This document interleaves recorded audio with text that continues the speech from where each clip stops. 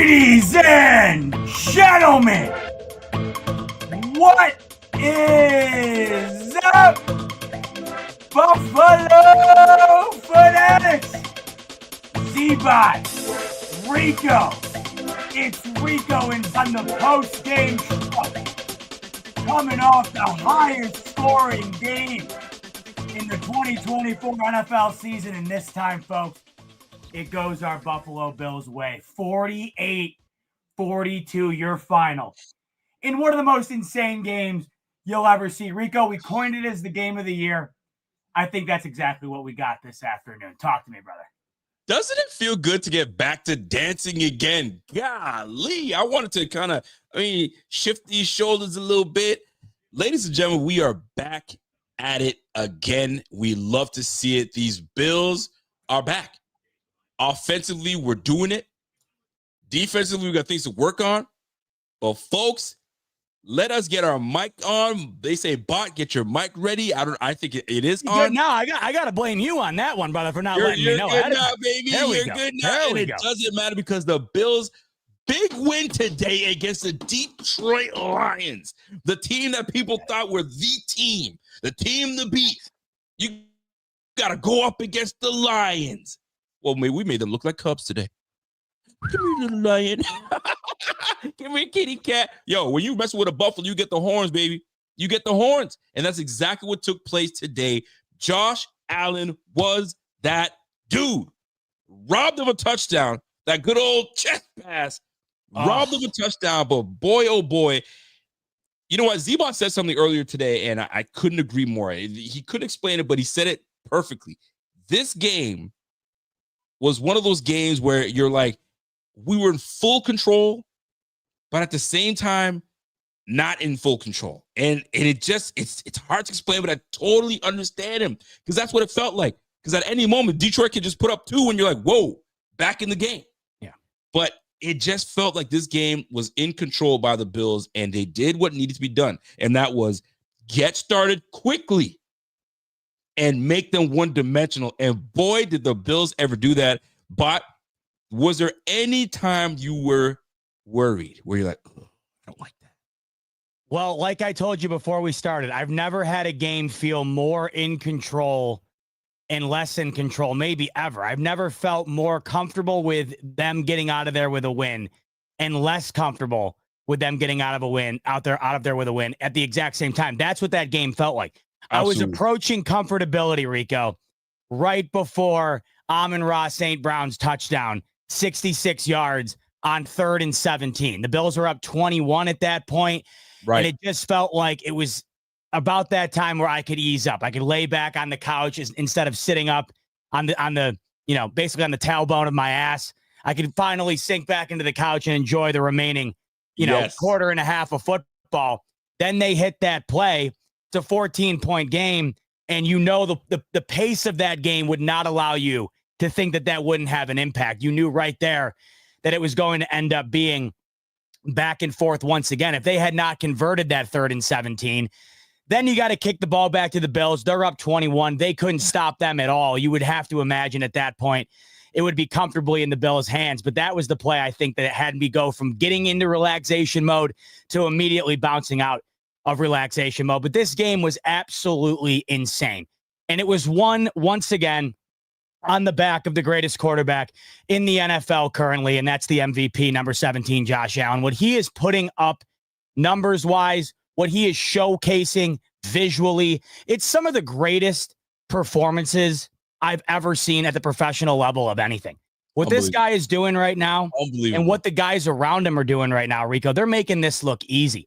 This is now 8 consecutive games of 30-plus points. 11 of 14 games this season with 30-plus points. They scored 30-plus in their first 3 weeks. Then they go on a 3-week stint where they're not playing their best ball, where they lose 2 of 3, right? Then they wound up winning a game against the Jets, only scoring, 23 points? Ever since then, and what that game was back, that was 2+ months ago.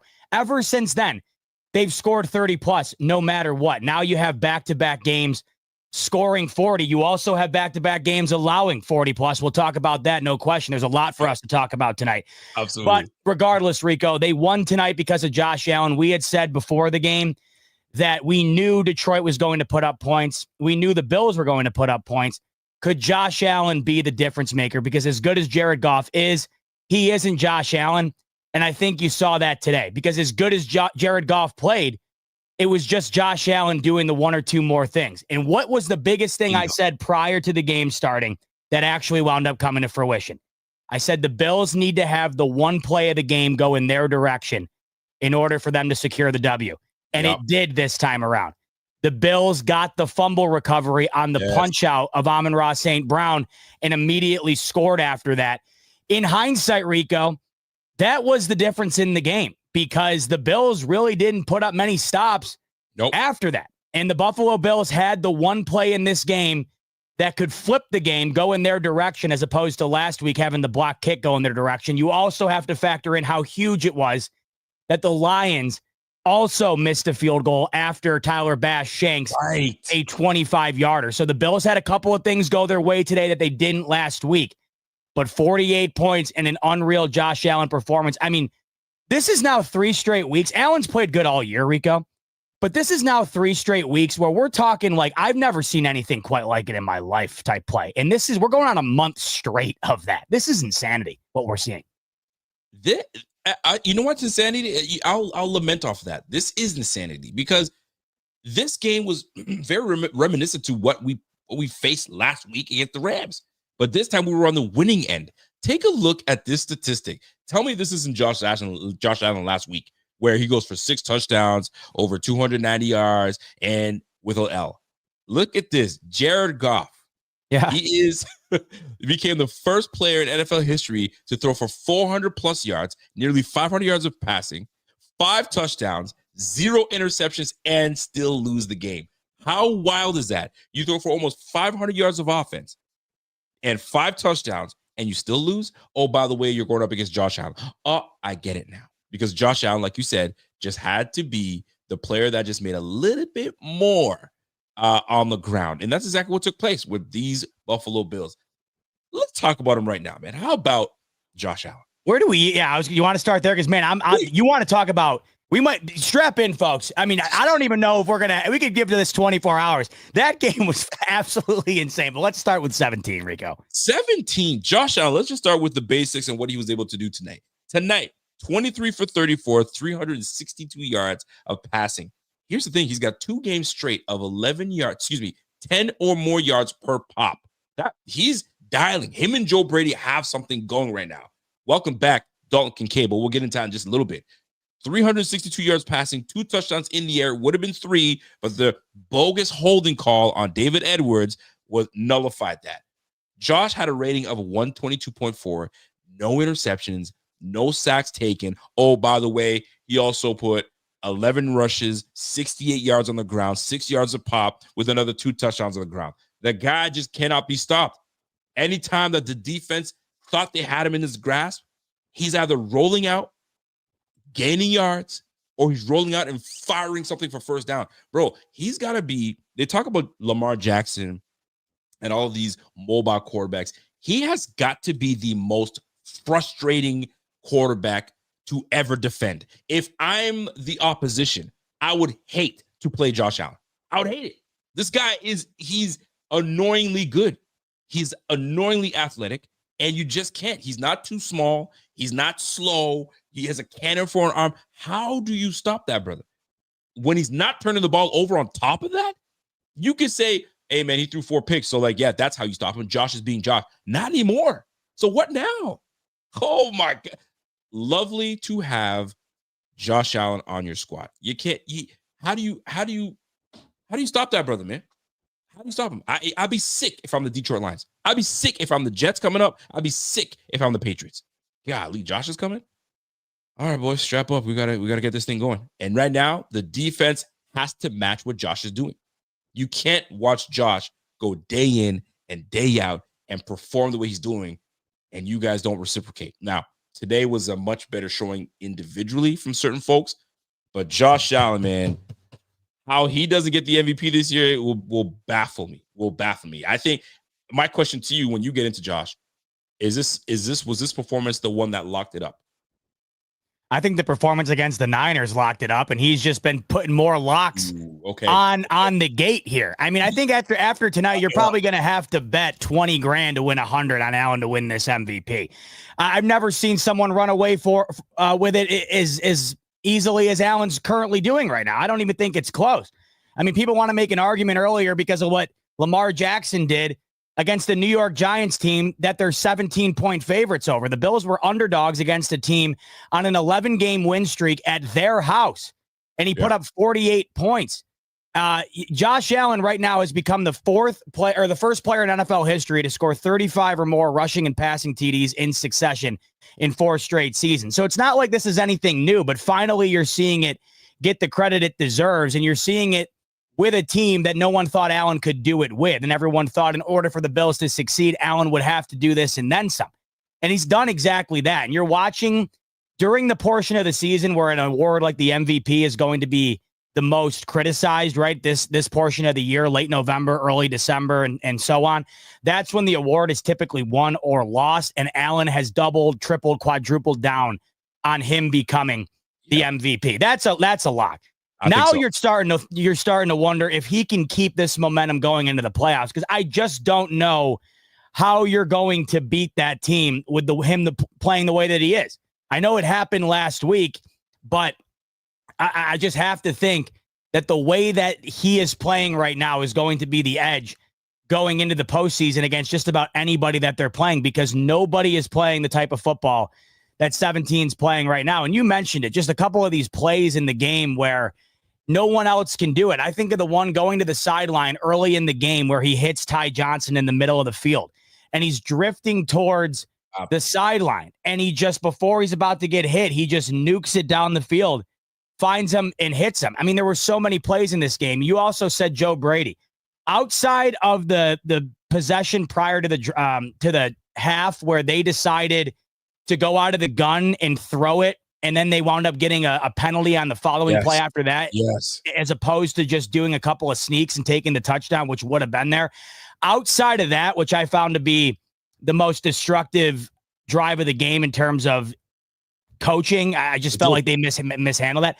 Outside of that, you're not only getting Allen playing at the highest caliber of quarterback you could possibly ever find throughout the history of the game, you're also getting some of the best play calling in the league right now. Joe Brady had himself a day today, and I think you saw it on display on that final drive where he draws up that unreal play that's a fake to the right, and then Dawson Knox is just wide open. Allen hit him a little too far, but he made that incredible one-handed catch. Did he ever? Then he finally drew up the read option. Allen fakes it and takes it to the left. Everyone bid on that. Joe Brady had a day. Josh Allen had a day. Ty Johnson, take a bow. Oh my God. And it's like, it was one of those days where, like, you probably already forgot that James Cook had a 60-yard touchdown run in this game on the back of him getting almost pulled down by his dreadlocks and still finds a way in. That's the type of day that this offense had, where it was so masterful that a play like that almost gets forgotten about. The conjunction right now of Allen and Joe Brady is, dude, it's unworldly. And we're watching them reap the rewards of it. I know it didn't happen last week, but this is not a fluke what the Bills are doing offensively. This is who they are. And it's unarguably one of the greatest offensive performances I've ever seen. 8 straight games at 30-plus points, man. I really don't know how you can argue against it.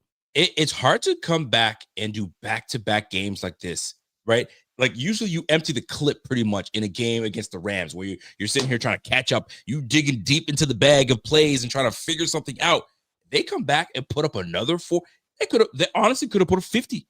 They could have put, and this team was doing it. You got to give Joe Brady credit. He came through. He understood the assignment. I'm going to, and here's a bigger storyline here. Everyone's talking about Ben Johnson being the next head coach, the next guy to get a head coaching job. He's the one that's dictating, okay, this is what I want, this is what I want. Bro, he just went toe-to-toe with Joe Brady. Joe Brady, I would not be surprised, starts to get looks saying, wait, hold on now. These two offenses went toe-to-toe. I get it. You got Josh Allen. But this guy was unstoppable. Sam Martin punted only once, and they easily could have went for it. On 4th, they said, no, we'll punt that. But golly, Joe Brady was absolutely on the money today. He understood what this defense was doing. He understood who was hot. But more specifically, they made it, I don't know what they saw in the film room, but they made it a thing to put in Ty Johnson. You mentioned it earlier, how great Ty Johnson was. They made it a thing to put Ty Johnson in. And it was intentional. 5 receptions for 114 yards, 5 targets. Are you kidding me? That was intentional. They saw something on film. They saw where they can get some exposure, and they exploited it. Good job, Joe Brady. Good job, Josh, for executing. Good job, offense, for executing. Golly, man. Yo, good on the offense. Good on the offense. Ty Johnson, salute to you. I think we got the best running back field in the game. How could you not? I mean, you had Ty Johnson do what he did. You had James Cook do what he did. You had Ray Davis score a touchdown at the end there. I mean, it's just clicking on all cylinders. You're talking about a team, Rico, that today scored 48 points, and Keon Coleman had 1 catch, and Amari Cooper didn't have a single target. And that's 48 points scored by these Buffalo Bills. I mean, Josh Allen, I don't know what more. I had said on the pregame show, I don't really know what more I can say if he goes out and does again what he's done the last couple of weeks. And that's exactly what he did. I don't even know if there's words to quite explain what he's doing right now and the ease of it. And not to mention, Rico, on top of all that he's doing, not turning the ball over, not getting sacked at all. What is this, 4 consecutive games now with no sacks? This offensive line's putting up a clinic. These running backs are putting up a clinic. Josh Allen's putting up a clinic. Joe Brady's putting up a clinic. And then every week there's a wide receiver who makes a big play in a moment that they're given, but nobody's really running away with the stats every week. So it's a beautiful mix of next man up. Hey, I get my number called. I'm taking advantage. Keon Coleman with that unreal catch today on what I saw a tweet earlier from Benjamin Slowick. It was the fastest a 50-yard pass has ever been thrown in the history of next-gen stats. Allen really? Rolling to the right, 50-yard bomb. It wound up turning into a 64-yard reception for Keon Coleman. That was his only catch. But, hey, mate, that was a huge play. Wound up getting a field goal out of it before the half, right? So that's massive. It's unbelievable because it feels like they're not even utilizing everything that they have, and they're still hitting 48. Hell, last week, Rico, this team had 21 minutes of time of possession, and they scored 42. That's just what this offense is doing right now. And what they did beautifully today, Rico, and we'll talk about the defense in a minute because there's plenty there. But what they did today is they were able to take advantage of the few stops that the Bills defense was able to give them. And there were moments where the Lions weren't able to do that. And all it came down to in this game, it felt like, who was going to blink first? The Bills offense never blinked. And as bad as the Bills defense was again today, they did make the Lions blink a couple times. And we had both thought that as good as the Bills offense is playing, as good as Josh Allen is playing, that might be all it would take. That wound up being the difference. If they're going to continue to play offense like this, I just don't know who's going to be able to beat them. It's truly historic stuff that we're witnessing. We are, and you know what? We have to enjoy it. Yeah. We don't get, like, for Bills fans, let's really talk about it. Bills fans, we haven't had this in a long time. I mean, listen, I'm 40 now, and there are those that are in their, they're 50 and 60 and like a little more memory than I do. They remember vividly the 90s Bills. I don't remember the Bills vividly where I can talk about every detail. I remember just hearing about it and just kind of looking things up, but I'm in the moment enjoying these Bills. And we went 17 years. And this is what makes it feel so much better. Going 17 years of just having mediocre football and hoping and wishing and maybe we got it. Oh, maybe we found our quarterback. Now we actually have the quarterback, a franchise quarterback, a guy that is elite and wants to be here. Fam, I'm gonna tell you something, man. I know some folks say, man, I don't know, that 2020 Bills team was the best team we've had in the era. And I'm sitting here looking at this team right now saying, fam, this team right here, we got some. Now, defensively, these last 2 games kind of got you wondering, but overall, what these Bills have been able to do, this might rival the 2020 Bills team. What are your thoughts on comparing these two offenses and what you've seen as a Bills fan? Because you're a little younger than I am, so you know the drought. Oh, buddy, I'm like that. You know in pawn shop when they bring in the expert to come and evaluate an item to let them know what the worth of it is, you'd have to bring me in to evaluate the drought. If somebody brought in an item from the drought, you'd bring me in to go and evaluate it. That's how much I know the drought, okay? It's unquestionable to me. It's unarguable. This is the best Bills offense of my lifetime. I don't really know if 2020 comes close.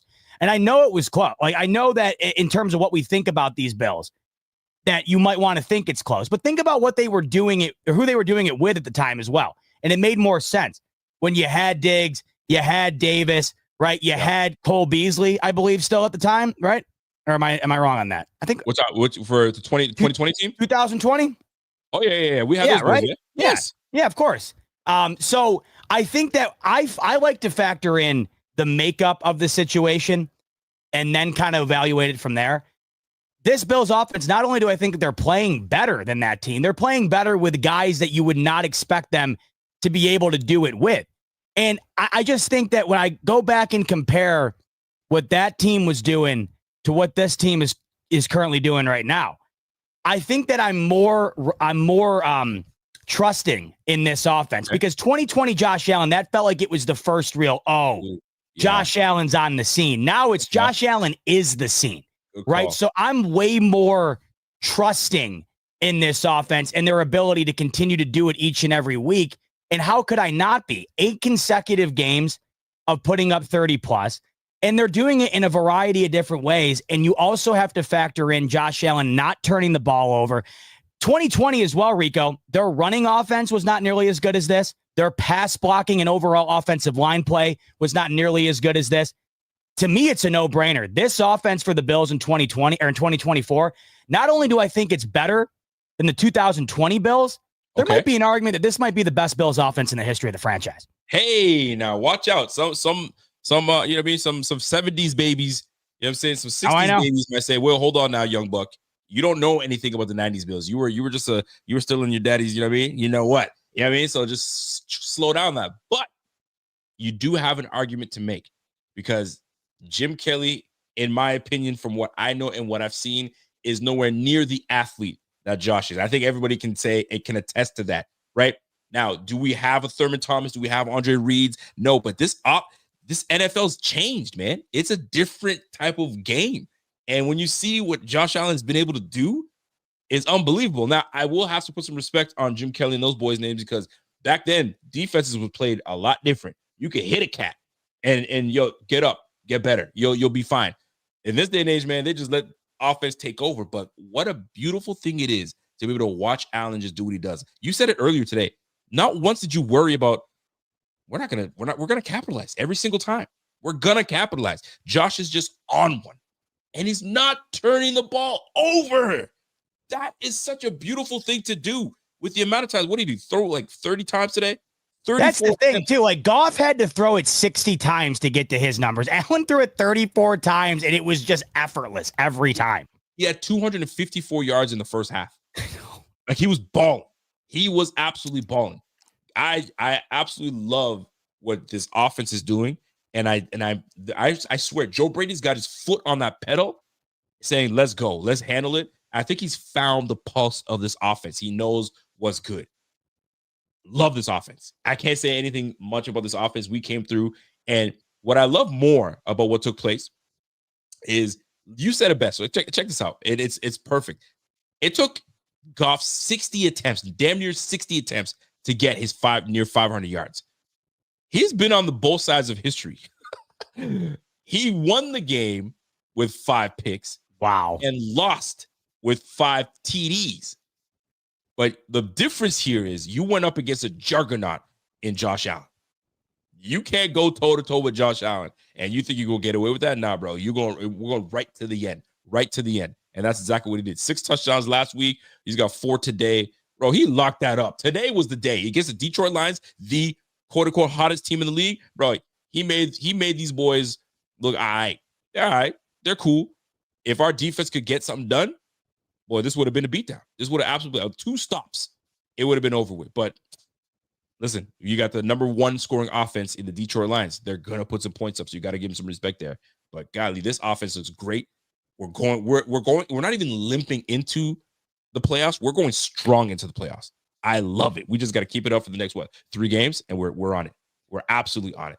So man, doesn't feel good. I'll tell you. Let me bring out the Zamboni real quick for everyone who's just destroying each other in the chat right now over the argument of whether or not this Bills offense is the best of all time. Let me just clean it up for you in the best way I can. Go ahead. The fact that we're even having an argument, that's all you want. There's an argument to be had, and I'm not saying here definitively that it is, but that offense had how many Hall of Famers on it, right? Hall of Fame coach on top of it, that defense as well. I'm not saying this is the best Bills team because it's not. That defense had how many Hall of Famers on it. So, but if the fact that we're even having a legitimate argument, and I think everyone can agree there's a legitimate argument. That's all you can possibly ask for. And think about the argument that you're having with who you're having it with. Who the Bills did that in the 90s with. Josh Allen's doing it right now with Amari Cooper, who wasn't on this team in the beginning of the year. 2 running backs that, you really didn't know what they were going to give you outside of James Cook going into this year, right? You're doing it with Mac Hollins. You're doing it with Khalil Shakir, who went from being a guy nobody knew to being one of the more reliable targets in the entire NFL. This is historic stuff. And I think you're doing it with a quarterback that will go down in all time on a very, very short list. I don't give a single shit about what you're going to show me in terms of what his trophy case looks like or what he's got in terms of hardware.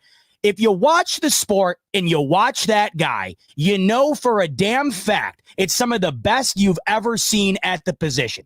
So I think that I love the fact that people are in the chat going at it. I love it because we got some old heads. We got some young heads like me in here.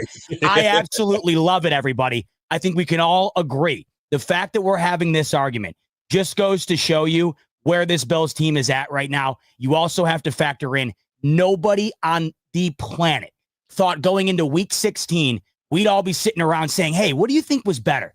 The K-Gun Jim Kelly offense or the 2024 Bills offense? Going into the year where it looked like their number 1 wide receiver was going to be a rookie that people didn't know what to expect from. It's incredible what we're watching right now. It's absolutely incredible. And you know what? Bask in it. Bask in it because right now, you're not going to get this type of quarterback in Buffalo again. Like this is crazy. So enjoy it. And they're even talking about, I saw a conversation of contract talks are going to start to materialize with Josh Allen. Boy, he is going to be the highest paid quarterback in the game. He was once the highest QB paid for a short stint, but I don't know, man. After they pay this brother, man, I'm not sure if anybody else is going to surpass that. But I mean, this is the market. Something's going to happen. But he is going to be deserving of every single penny. Quick question, not to get away from anything else. Do you think Josh says, hometown discount / let me do the Tom Brady effect? Don't give me so much. You know what I mean? Save some to keep this team. You mean intact, or is he like, no, this time give me every rent cent you owe me? I don't care what he does. If that's what he says, and that's exactly what he should say, and that's exactly what he deserves. If Brock Purdy's, and the rumors are coming out now that Brock Purdy will not settle for a top 10 contract. He wants top of the market. Sorry. I'm sorry. If I'm Josh Allen, there's no way I'm letting Brock Purdy make $60 million and I'm not getting my slice of the pie. And if he does that, anybody who's got a problem with it can go straight to hell. Because you've seen. I'm sorry. If you want that guy to take a hometown discount, then you're full of it. You're full of it. Now, if he did, would it be awesome? Do what Brady did? My take on it would be that he'll probably wind up deferring a lot of the money like he's done to allow the Bills to work with the cap and not give it to him all at once. Right. But for a fact there's going to come a time where people are like, oh, well, you got to pay L and now they suck. Has anybody deserved it more? The guy right now, Rico's the 14th highest paid quarterback in the league. And look at who's getting paid more than him. It's a joke. So if it winds up happening, I'll be interested to see what he does. But he's getting to the point now, Rico, where he's in year 7. You got to make as much as you can. That guy's earned as much as he can possibly get. The Bills should pay him whatever he wants, should it wind up getting to that point. And I think we saw this year, Rico, regardless of what they pay him, look how successful he is with who's around him. It's not like they went out this year and spent money like this was the MLB. They spent money based on the money they had to spend, Rico, and it wasn't a whole hell of a lot. And guess what Allen's doing this year? So he deserves it. I mean, don't you agree? Like, if somebody were to have a problem with that, wouldn't you have a problem with it as well? Or are you in a different camp? Get all the money you can. Yeah. Get all the money you can. And he's in that category of I'll deal with, rookie players or not. I wouldn't call them rookie players, young players that don't need big contracts. And I'll manage because I'm that dude. So if I have to bring, you don't have to go and pay a $20 million receiver to come play with me. You don't. I don't need it anymore. Give me the young guys. Give me guys I want to be here that doesn't want, and then build around me. And that's how it's going to be. They're going to build around Josh, and that's how it's going to be. It's going to stay that way, and let's keep it rolling. You got to love what these Bills are doing. Got to love what Josh Allen's doing. Got to love what Joe Brady's doing. The offense look fantastic. Let's flip it over a little bit. Coach McDermott. How do you like what Coach McDermott was able to do and bounce back and get this win against a big-time opponent in the Detroit Lions? He was heavily criticized last week for losing to Detroit, decision-making, and so on and so forth. How did you feel about decision-making today? Were there moments where you're like, I don't know? The one that stands out to me was we had a chance. We could have went for that 60-yard field goal, but we decided to dump it off on a screen and then ice it out a little bit. But other than that, I love what Coach McDermott's been able to do. He's now officially has his 11th win, which puts him in that category of coaches that have 5 seasons consecutively with 11 wins. Got to give him credit for that because these things don't come easy. These wins do not come easy. I know he's got Josh. I understand that. But he's been able to have a defense that's been doing well over the last 5 years. I mean, look at today, for crying out loud, right? Although they put up 40-plus points, we're missing Rasul Douglas. We're missing DeMar Hamlin. We're missing Taylor Rapp. 3 starters. And we were looking pretty damn good in the first half.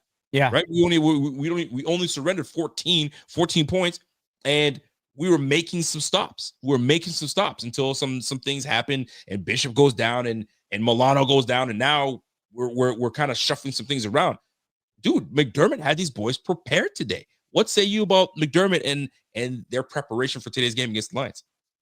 See, I find this so funny because they allowed as many points almost as they did last week, but no one's bitching about McDermott today. Why? Because they won.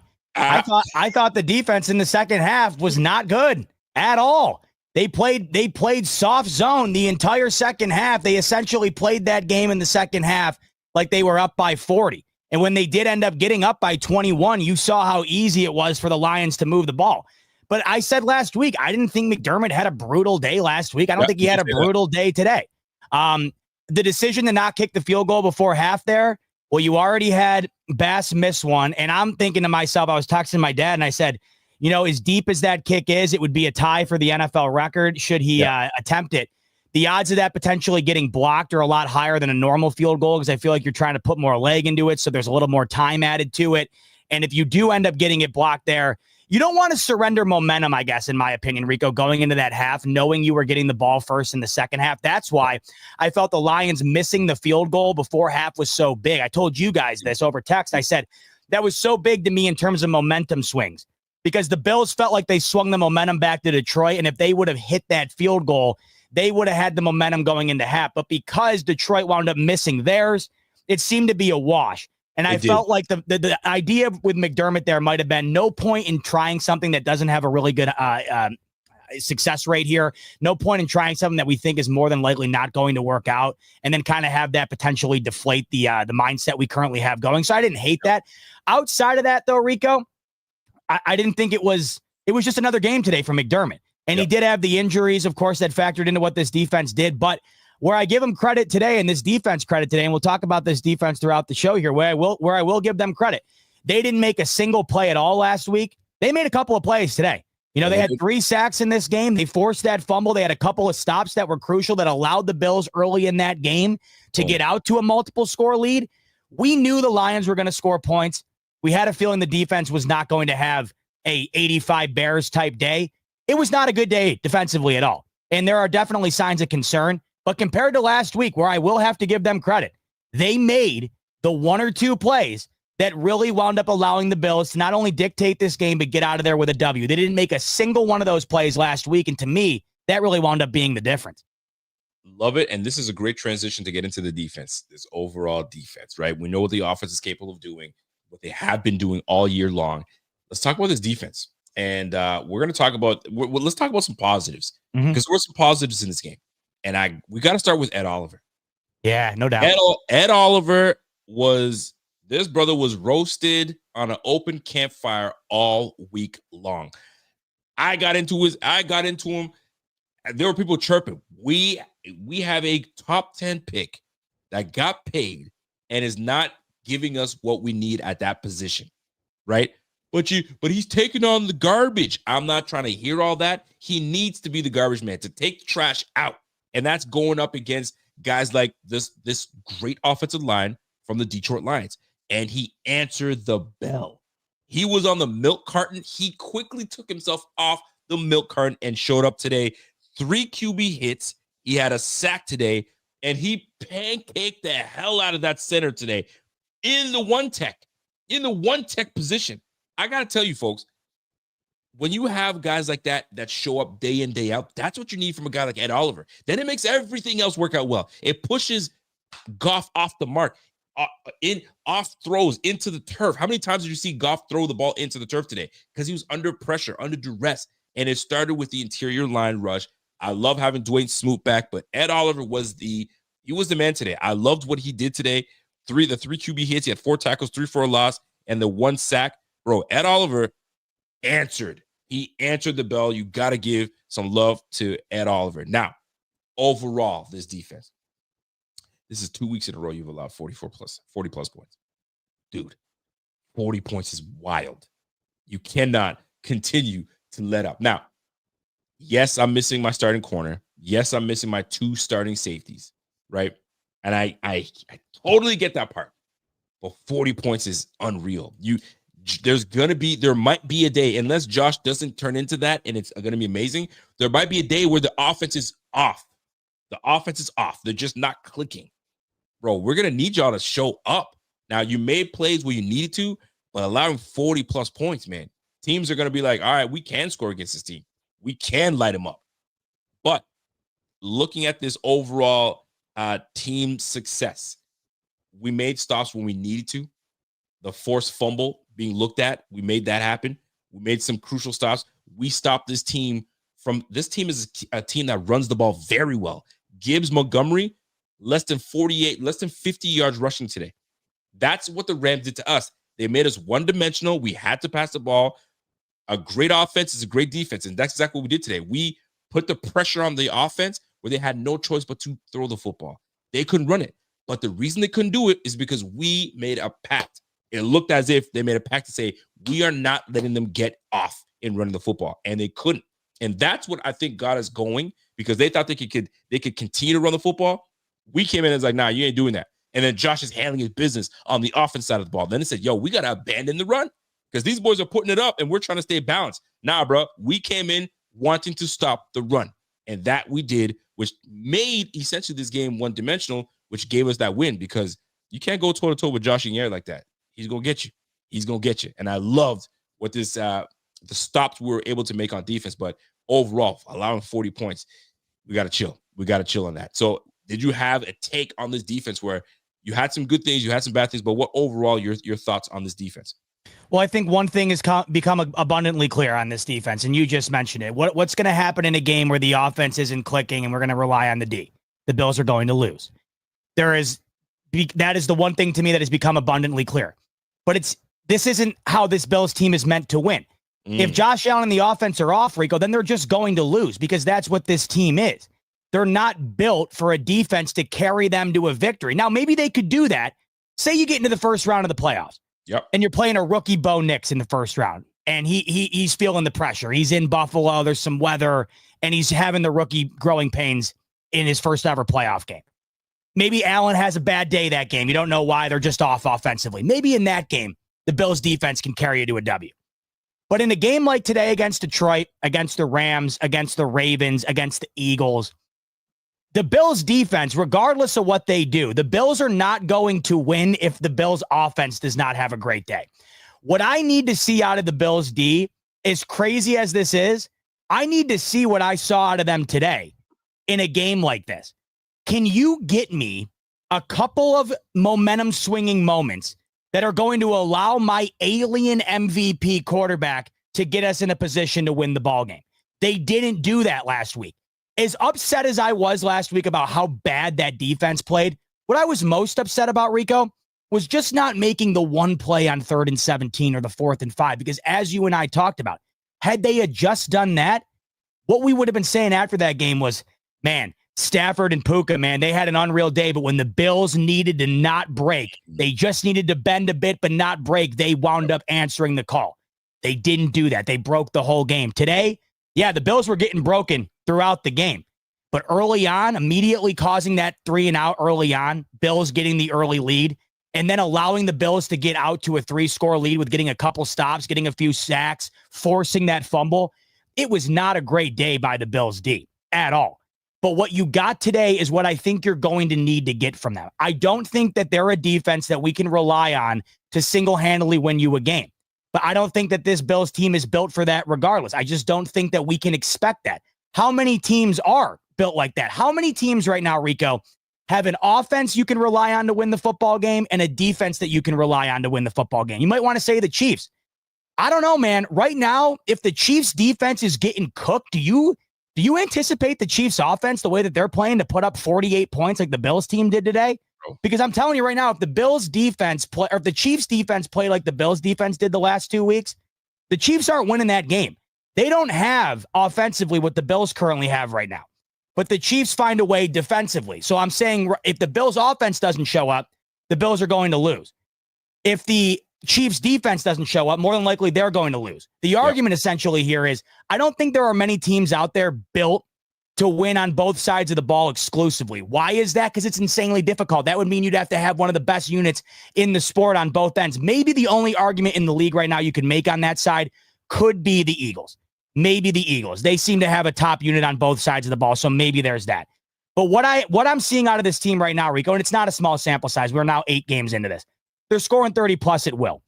That should be enough to win you the game. What I want from this defense right now, Rico, moving forward and going into the playoffs especially, make sure 30 points is enough to win it. That's what I want. Now, the last 2 weeks you played a top-tier offense. Luckily for the Bills, they're a top-tier offense right now, and they put up enough points today to win. Can the Bills defense, and this is where I'll end it, can they just make the 1 or 2 stops that can give Josh Allen the ability to capitalize? I think right now, that's what they need from him, the way this offense is playing. If they can do that, I have all the faith in them to beat just about anybody. They absolutely can beat anybody. We've seen it. We've been able to witness it. And it's just and what it comes down to is this.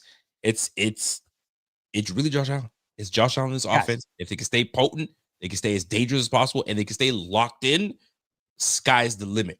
And McDermott along the way is going to have to tweak in any way possible to kind of just still give us that edge, because it looks like we're just going to walk in and put 30 points. That's what it looks like. We're going to walk in and put 30 on you guys and call it a day. Now, there were some moments in this game that had me scratching my head. Dude. Dan Campbell calling an onside kick at the 12-minute mark in the fourth quarter. What? That I was puzzled by that. When you saw this going down, your initial thoughts immediately? I am not putting it lightly when I say that Dan Campbell electing to kick an onside kick with 12 minutes left, down by 10, with 3 timeouts remaining, was one of the worst coaching decisions I have ever seen in the history of the sport. I am not overstating when I say that was so unfathomable to me, I couldn't believe it actually just happened. When Mac Hollins grabbed the ball and ran it down to the 5, and then the following play, Allen just dunks it over to Ray Davis for a touchdown, I literally said to Caroline, because Caroline, I've told you this before, Caroline always says to me, every single week, it's always the most historic thing that's ever happened. I said, Caroline, I'm not lying to you. That is one of the worst decisions I have ever seen. People are always saying, why criticize Dan Campbell on his aggressiveness when it works more often than it doesn't?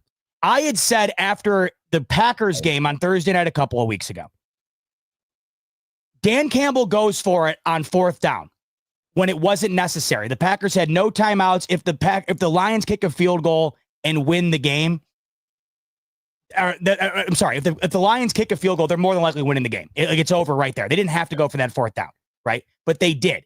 And Jared Goff fell on the snap exchange, still was able to get the handoff off, and they got the 1st down. So all was fine.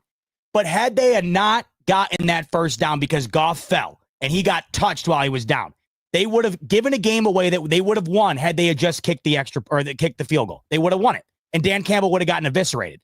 The next day, people were criticizing Campbell despite the loss, and there were other people, or despite the win. And people were saying, how can you criticize Campbell? It works. Today is what you saw. Today you saw the reason why you criticized Dan Campbell, because in that moment, I had said, yeah, it worked that time, but the over-aggressiveness, there just seems to be this over-exaggerated hubris by the Detroit Lions and Dan Campbell, where they feel like anytime they roll the dice, they're going to flip a 7, they're going to win the hand. They feel like every time they sit down and play blackjack, they're going to flip an ace, they're going to flip a king. And that's not the case.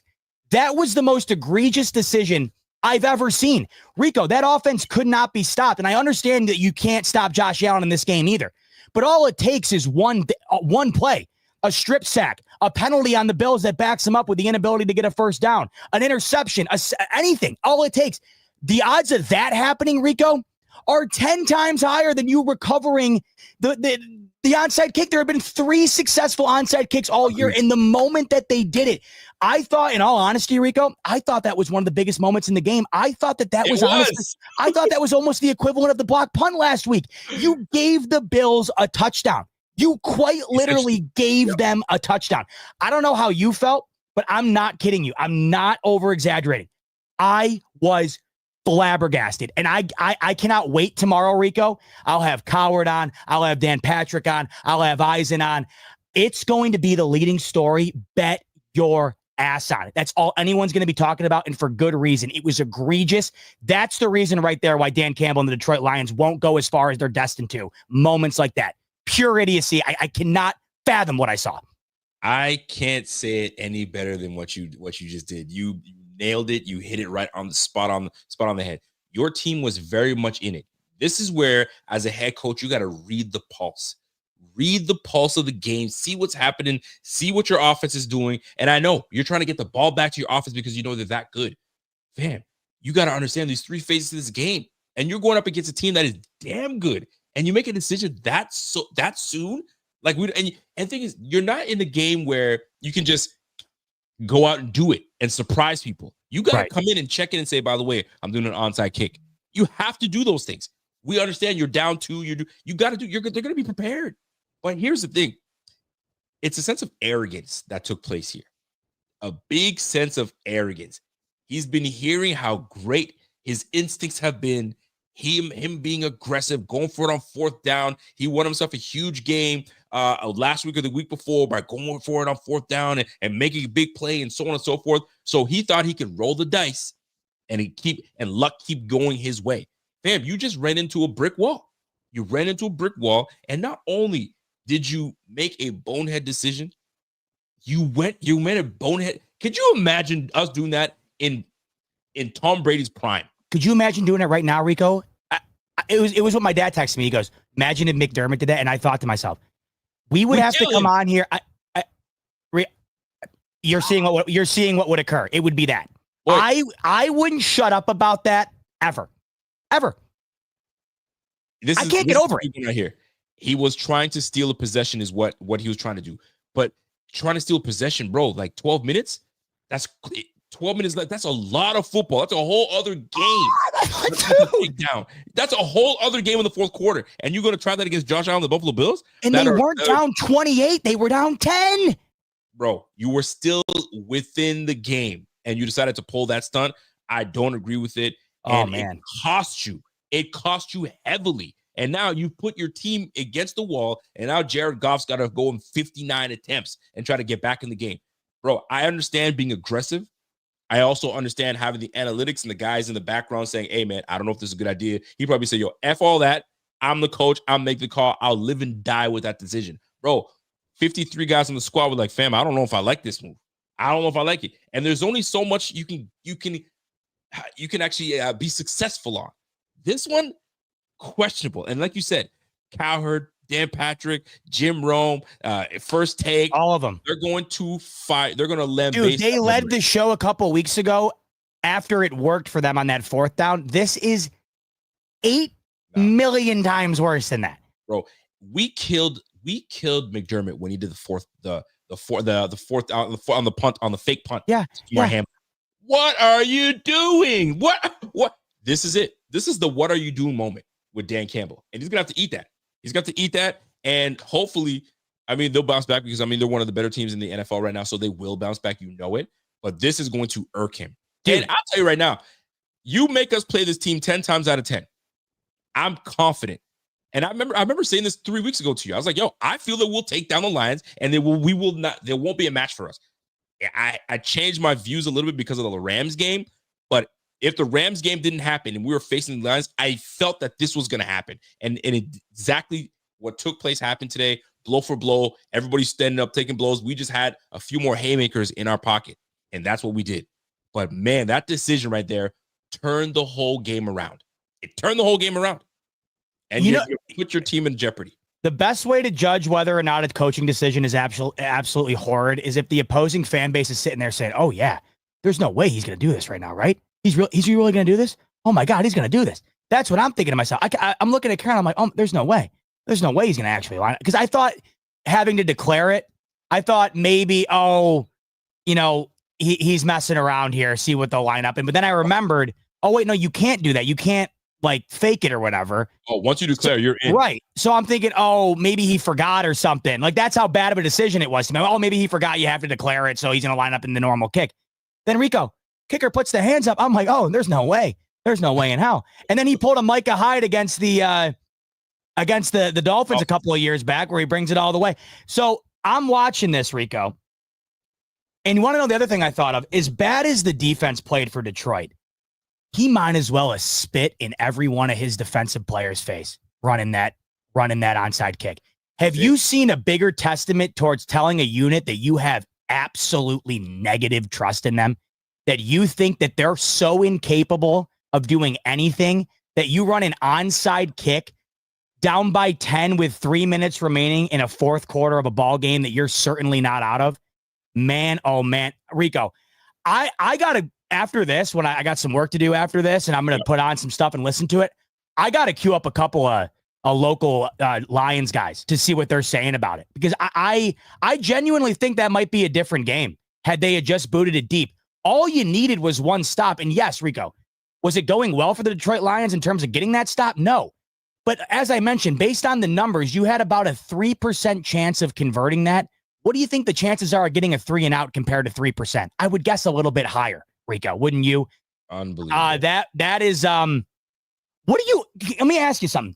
What do you think the mindset was? What do you think the conversation was? And what do you think the ultimate determining factor was in doing that? You know what? It got to this. Josh Allen my defense is not going to stop Josh Allen. So in a way, I was with you.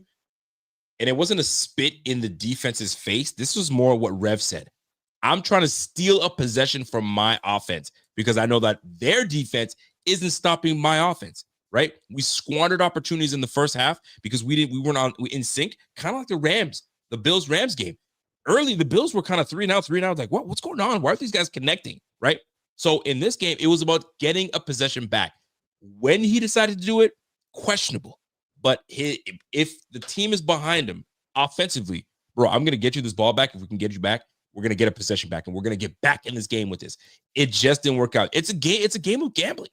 Yes. He's gambling. He gambled in this one. He lost. So what you're kind of saying is it's almost like a rob Peter to pay Paul type thing. You're robbing your defense of a chance to stop them to give your offense another opportunity to go and score quickly. Is that kind of how you're seeing it? Because your offense is potent. They've been the more successful. He knows how banged up he is on defense. He knows he lost Aleem McNeil and he lost Carlton. He lost both his starters in that game. So he's like, bro, we're banged up. So I'm going to try to give the ball back to this offense, get back into this game. And now we got ourselves a ball game. Problem is, you got to execute something that is only, you only have success of 7% completion on onside kicks, bro. Your chances are extremely low. And then Mac Hollins goes, thank you. Let me take it down to the 5. Boom. 2 plays later, dump, pass, touchdown. Over. I get what Rev's saying. He's saying he was playing for the end of the game. That's why he kept all of his timeouts. I get that. But then you're sacrificing a 10-point deficit for a 17-point deficit, and you're still going to have to then overcome that at some point with your defense. Regardless of how many onside kicks you kick, your defense is going to have to get a stop at some point to overcome 17 points, or else it's just pointless. Wait. So that's what here's the difference, though. Whenever the scores are close, now pressure's on. It's a game of pressure.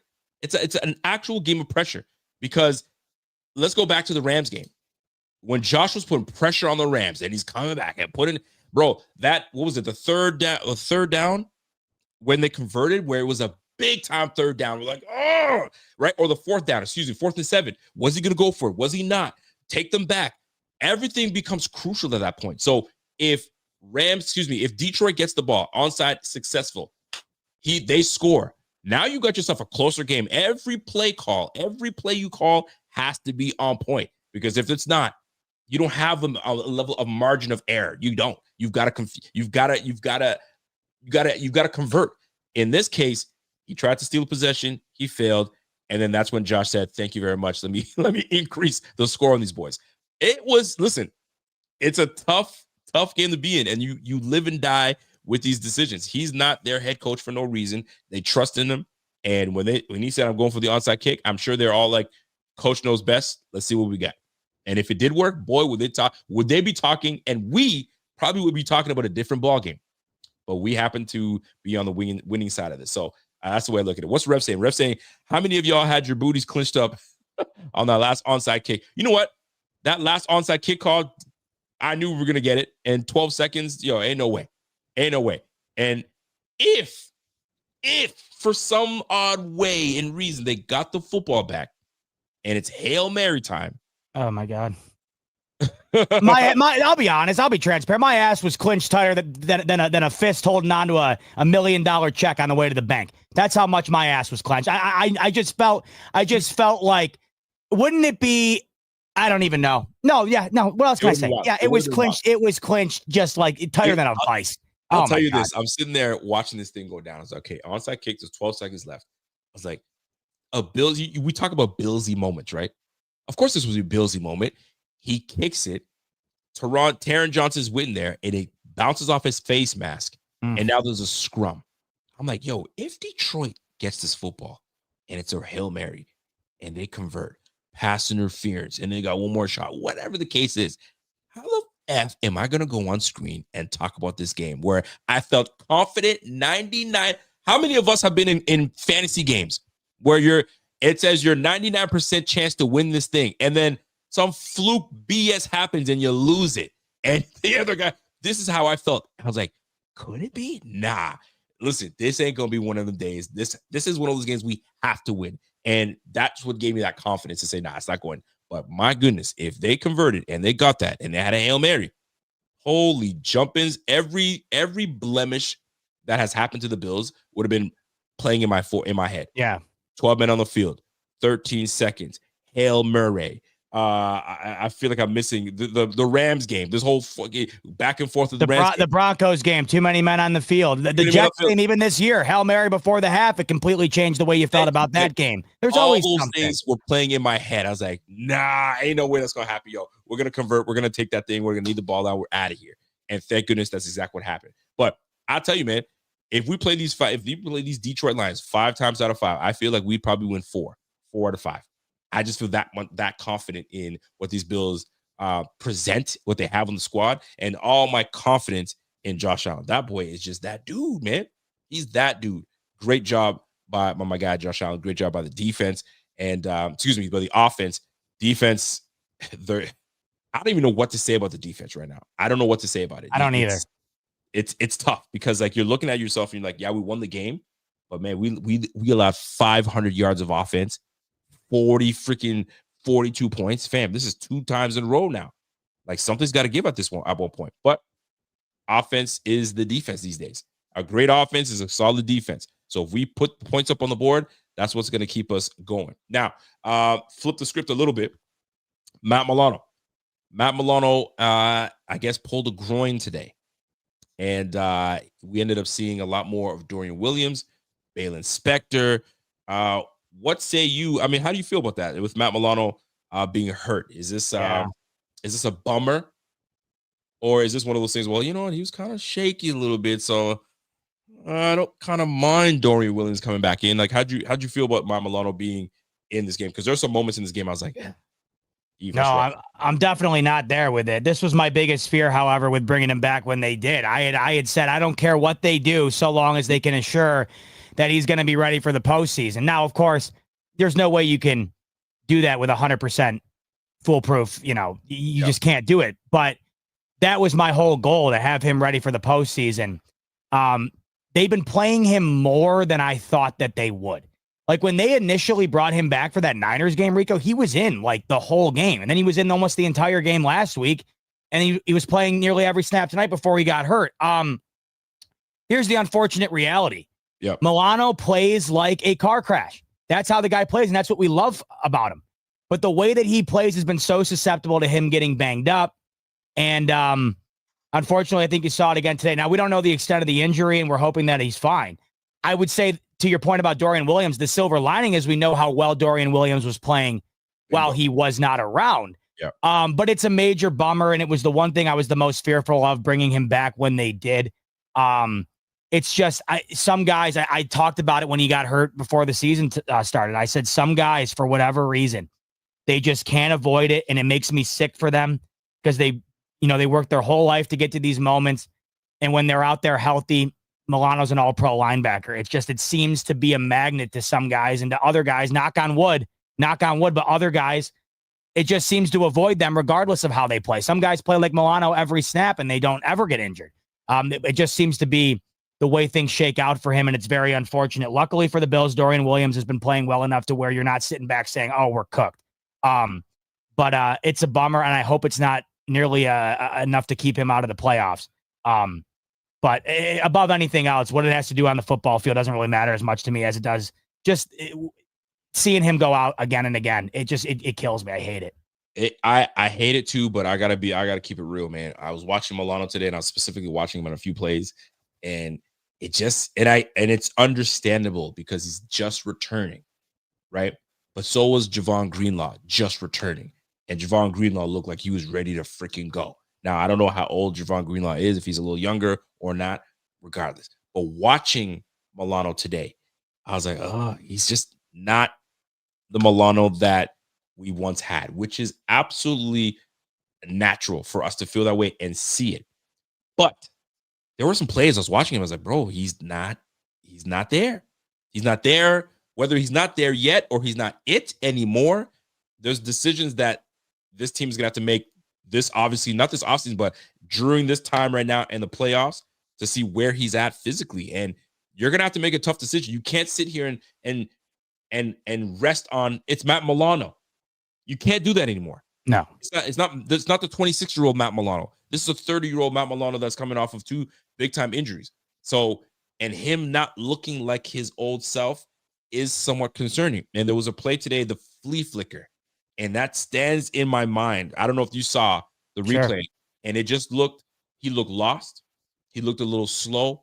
He looked like he's just dogging and jogging it, and he's in the middle of a play right now. So now, and I don't want to cut him up for that. And it's tough for me to cut him up. But when I saw that, I was like, ugh. I was like, what's up, man? Because there was nobody in front of you, and you're not even, checking to see what's behind. Like, he was just in space. So I didn't like to see that. So whether McDermott and the defense sees it, and will they have to make some changes, or kind of, all right, you'll get 50% of the plays, and I'll put Dorian Williams to see, kind of mix and match.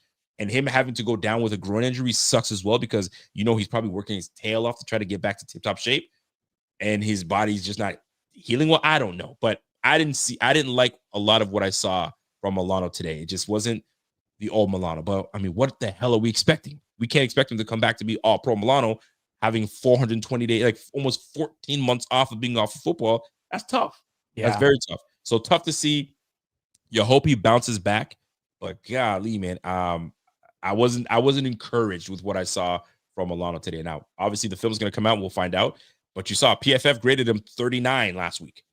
This week, I'm interested to see how he's graded and how he does. From what I saw, it wasn't great. But I do have something to show, because we could talk about Milano not being in a great space right now. But I'll tell you this. You see this right here? Folks, Ed Oliver today. He was on the money today. 42 pass rushes today. He had 1 sack, right? His get off 0.89 seconds. He pressured the quarterback 23.8 times. He had 10 pressures today. This is the Ed Oliver that we have come to want to have on the squad. This is what we're looking for, right? If we get this version of Ed Oliver on a daily, this is a dangerous team. This is an absolute dangerous team. 10 freaking pressures today is absolutely amazing today. We love to see it. Oliver had a majority of his pressures. 7 out of 10 came against the Lions left guard Graham Glasgow. And this is the O-line that's supposed to be one of the best in the game. It is the best in the game, statistically. Buddy, he was on it. Yo, he is absolutely off the milk carton. He earned himself off that milk carton. Kudos to Ed Oliver. We needed a big day from Ed Oliver, and that he did. He gave it to us. Great job, big fella. Love to see it, and you'll love to see more of it. We want to see a lot more consistency coming from our guy, Ed Oliver. So kudos to him. By the way, last thing, I was looking at Matt Milano's contract and to see where he is right now and how the team can deal if we start to see, some things that don't improve, if you will. And it pains me to even say that, but it is what it is at this point. But because we had to make decisions with Trey when we knew that Trey was not the same person, not the same individual, but just looking at the contract here, if you guys can see it. So obviously we're in the 2024 season right now, and dead cap hit 29 mil. Next year, dead cap is 17 mil, right? We have an out. The Bills have an out in the 2026 season where they can get out of that. So right now we have another year of Matt Milano for the 2025 season, 2025-26 season. So we still got him on the squad. So it'll be interesting to see how it all shakes out with Matt Milano. But overall, you'll love to see him back on the squad, but always tough to see this happen to him. So, but on the bright side, Ed Oliver showing what he was about today. So we need more of that, and we love to see it. We absolutely love to see it. Yeah, that's why last week I wasn't ready to just kill everybody on this Bills defensive line, especially the pass rush, because they got flamed last week. And I had said, throughout the majority of the year, this pass rush has been pretty damn solid. It really has. And last week they weren't. This week, I thought in terms of that specific area, there was definitely a bounce back had, not only by Ed Oliver, but collectively. They were able to get after Goff multiple times. And like I said, they didn't do enough today to where you look at it and say, wow, that defense really stepped up. But once again, I have to reiterate, I just don't know if that's what this defense is currently. I think what they are is, can they get that sack or two that allows them, to get off the field and get Josh Allen back on the field? Can they force a couple of punts? And that's what they did today. The Bills barely punted. They got the Lions to punt a few times early on, and I think that wound up being a huge difference maker. So Ed Oliver's certainly a big part of that, and it was impressive to be able to do that against a pass rush, or excuse me, a pass protection that is as good in the league as anybody when it comes to the pass rush. Let's transition into a really just eye-popping stat that makes you smile in terms of where these Bills are at, regardless of how you feel about the defense or how you feel about other teams in the league compared to the Bills or whatever. The question has been, can the Bills compete with the best of the best? Can they win the big games in the big moments? That's been the big question about them, right? And many people look at their schedule this year, and I think that they find fault in a lot of the wins that they've had, even though they've rolled teams just about every chance that they've gotten. They try to find a way to kind of discredit what they've done. But here's the truth. The Bills have played the number one team in the AFC and the number one team in the NFC. They've scored 30 plus on both of them, and they won against both of them. One on the road, one at home. And I saw a stat from Michael F. Florio. The Lions and the Chiefs this season are 25-1 against the rest of the league. They're 0-2 against the Bills.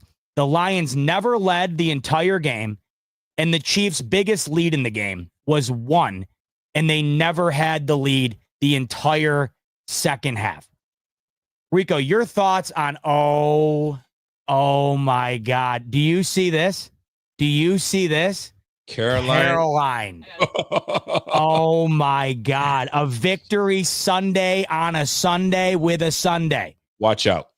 Are you kidding me? Look at this. What did I do to deserve this? Listen. Wow. Hold on now. You didn't even come back in here. Rita wants me to take a taste. Oh, you got to. Oh my God. I got a medium. I got him a small. Oh my God, Rico. I'm going to lose that wedding bod in 2 bites of this. Guaranteed. Oh my God. There it is. Oh, thank you, love. You didn't have to do that. You're the best. Listen. Wow. She's simply the best. She's the best around. Nothing's ever gonna put her down. Love you, Caroline. Thank you, honey. That was great. Rico. Yo. Wow. Just when I thought I couldn't be happier. Oh, Jesus. Nothing like a 2,000 calorie Sunday to make you a little bit more happier than you already were. Watch out now. We're talking about the best team in the leagues on both sides of the conference fence here. Absolutely. Your thoughts on that? Because let's think about the games the Bills have lost this year. They had one loss where the Bills defense played as bad as they possibly could. And do they play great today? No. But they played worse against the Rams. They didn't make the 1 or 2 plays. So they lose because of that. They also lose to the Texans because Josh Allen had maybe his worst performance he's ever had. Right. And then they had one loss against the Ravens where it just felt like nothing went well for them all game, and it was a collectively bad effort. But in the 2 games against the 2 teams that people, would project to go to the Super Bowl for each conference, they have won both. They've scored points in both. Defensively, they played really well against the Chiefs. Not so well today, but offensively, it was better than it was against Kansas City. Where do you sit right now knowing not only have the Bills put together an historic season up to this point, but included within that are 2 W's against the 2 leading teams in each conference. What does that say to you about this team currently? It tells me that we will be in the conversation for Super Bowl. I mean, a lot of the years we were in conversation for Super Bowl, but there was always something that we lacked, whether it was someone not showing up and a distraction, or there are none of those things right now. So we for sure know that we can compete. We've beaten the Chiefs that were unbeaten at one point. We've been the hottest team. We took away that 15. What are they at? Like 8 win. How many wins in a row were the Lions? 11. Crushed that 11 win streak. So it's, you can go blow for blow with the best teams.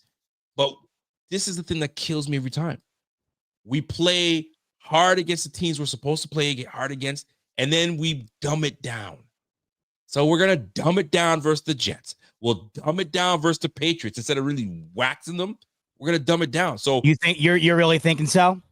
I absolutely know so, because we've done it. We've done it countless times. We're like, why are we letting constantly, I know it's a division game, constantly we let the Patriots hang around. Why? We should be able to handle them with a rookie quarterback and all that stuff. We're not even there yet, but I want to answer your question like this. I love where we're at with this team. I have all the confidence in this team. Should we roll? And is this destiny? It feels like it. You took down the 2 baddest teams in the league and put a blemish on them. And when you look back and say, who did Detroit? Oh, the Bills. Who did they play? Oh, they played Josh Allen. So every one of these games matter. How we win these games matter. And right now, leading the way is Josh Allen. That's just got to continue. So I feel great. We took down 2 of the baddest dudes, but we just have to be consistent. And that's the biggest thing that I feel like we haven't been consistently putting up these offensive performances, but defensively we're not performing. You went against 2 big time teams these last 2 weeks offensively. Koopa, I was about to say Tua. Stafford. You got Cooper Cup. Oh, Cooper Cup, and you got Puka Nacua. Those boys put it on us, man. They really did, and we just kind of like let them do what they do. Same thing. You think that we'd get over that slumber of last week? Oh no, we're not. We're gonna play much better against Detroit. We're gonna really shut. Nah, man. Same damn performance. So like, is this defense going to falter yet again? And this is where I stand. We're not consistent. We're doing the same shit. Offense is doing great things. Oh, there's the defense again. Nah, bro. Like, so although I'm thrilled and I love what I see from what Josh is doing, part of me is like, yeah, but these guys, the defense. You know what I mean? Like, we haven't even mentioned Tyler Bass today. He missed a kick, a chip shot. That could have changed a lot of the landscape of this game today, right? So those little things. Offense is killing it. But bro, y'all gotta show up, man. Y'all gotta show up. Love that we beat Detroit. Love that we beat the Kansas City Chiefs. We got 3 more games to kind of really solidify what we've been able to do all year long. I need to see this defense kind of come in and say, let me pick up the end of it.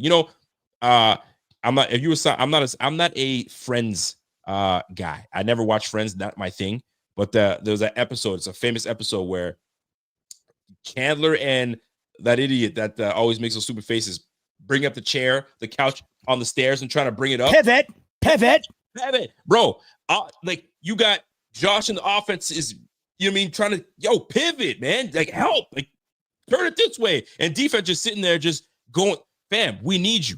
We need to be on the same page, ready to freaking go. But the defense keeps letting me down. So in order for me to really love what we've done against the Detroit Lions and the Kansas City Chiefs, I don't love what this defense is doing.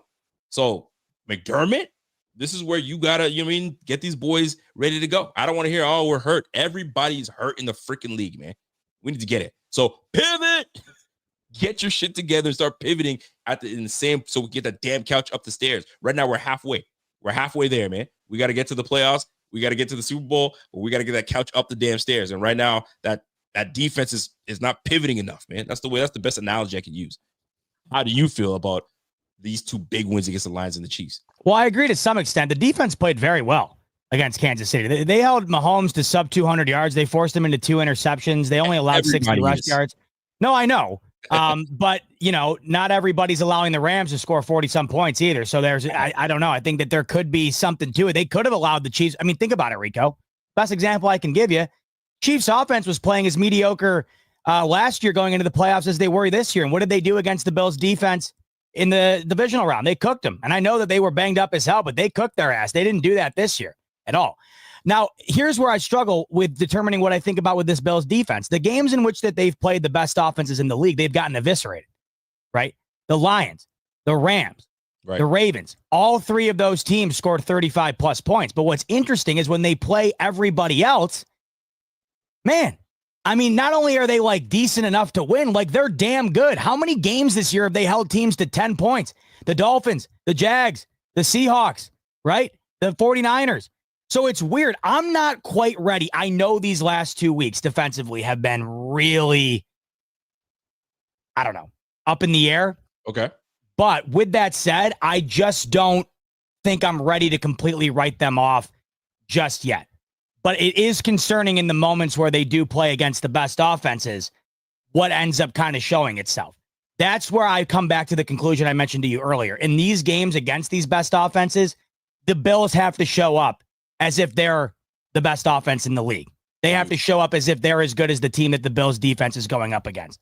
So as Walt's mentioning, all these teams that you've mentioned we won't even be playing in January are the teams that the Bills have shut out defensively. This is what I'm kind of getting to. The Bills defense has showed us that I think in the first round, I'm expecting them to have a decent outing against whoever they play against.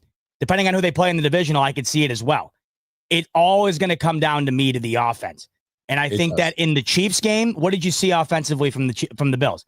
That was the first time a team had scored 30 plus on the Chiefs in what was it? Almost 2 years. Yep. And then in this game, you had an historic outing where Jared Goff put up nearly 500 yards, and it was the first time a quarterback's done that and lost. So the moral of the story is, regardless of what the defense seems to be doing, it's all going to come down to the offense in those type of games.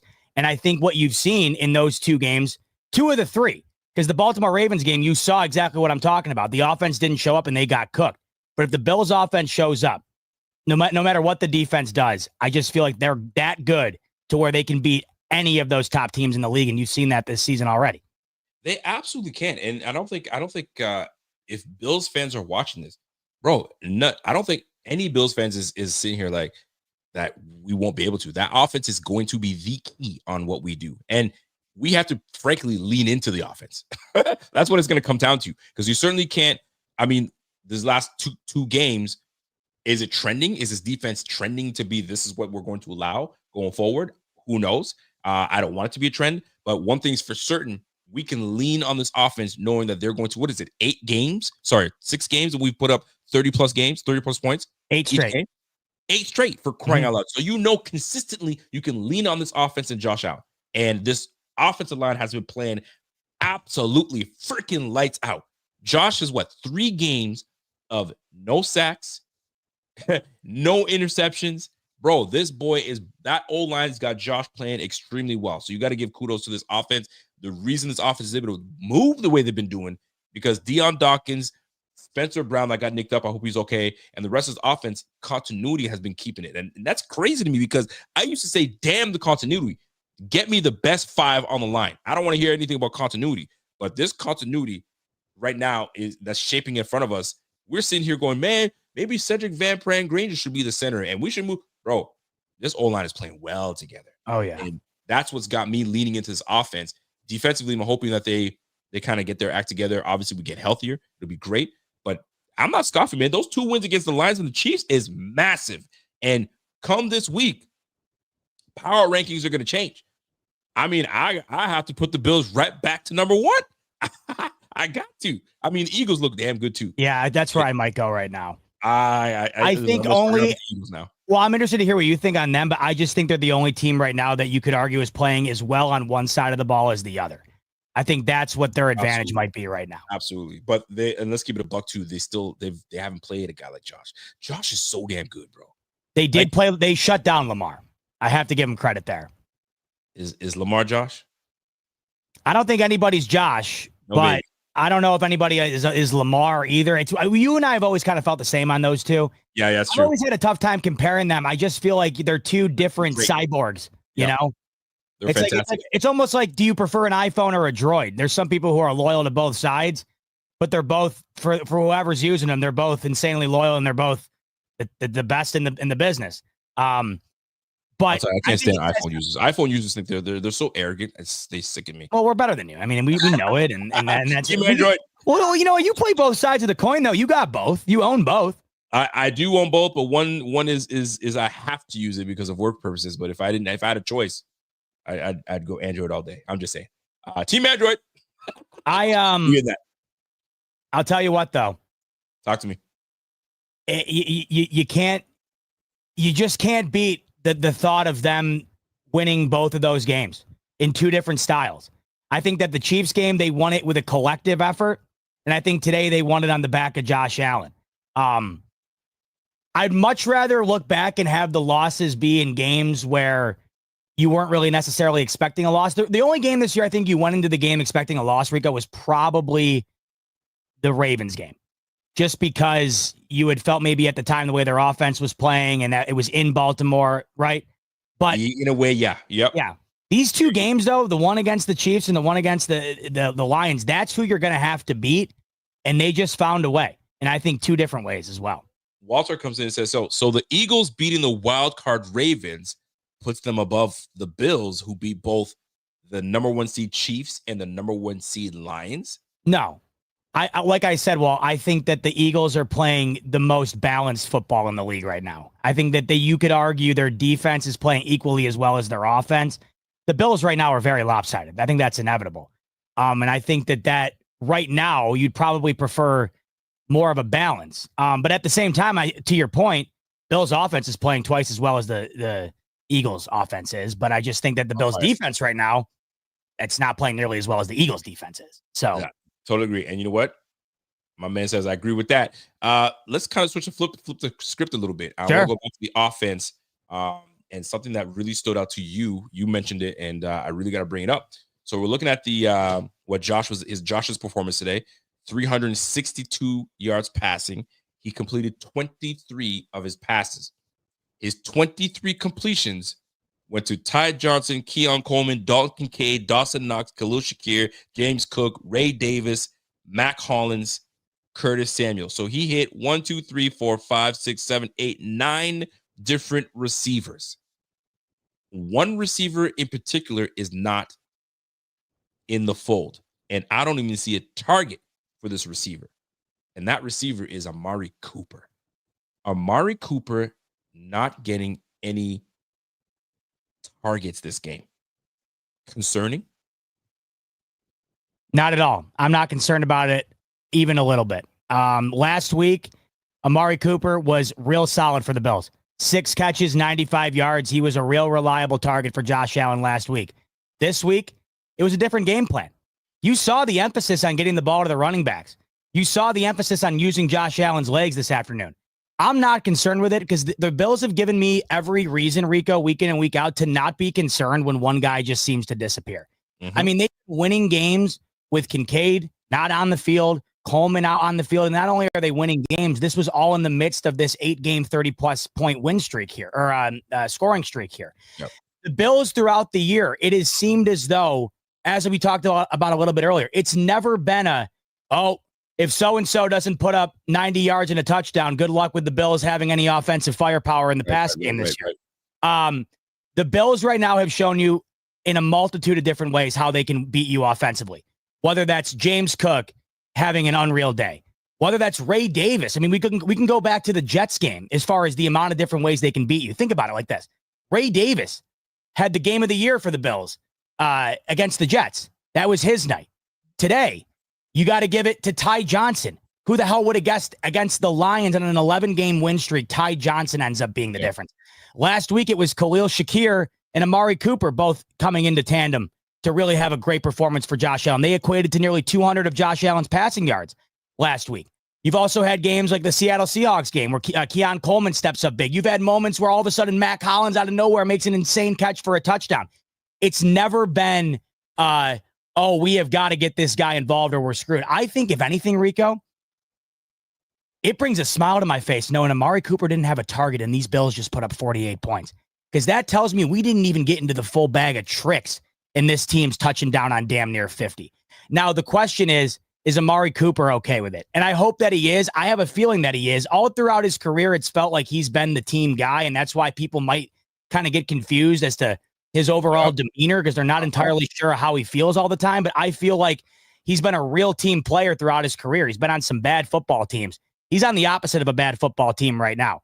And if last week, Rico, it was the same thing, say last week they put up 42 and Amari Cooper wasn't involved again, maybe there would be something to this here. But last week we just saw him have a great game. And that's coming off of him being banged up the few weeks prior to the last couple of weeks. I'm more than fine with it, especially when I'm watching the different ways they can evolve on offense, the different ways they can put up points. How do you feel about Amari Cooper not really being involved? See, I'm torn on that topic because he can be such a big time player.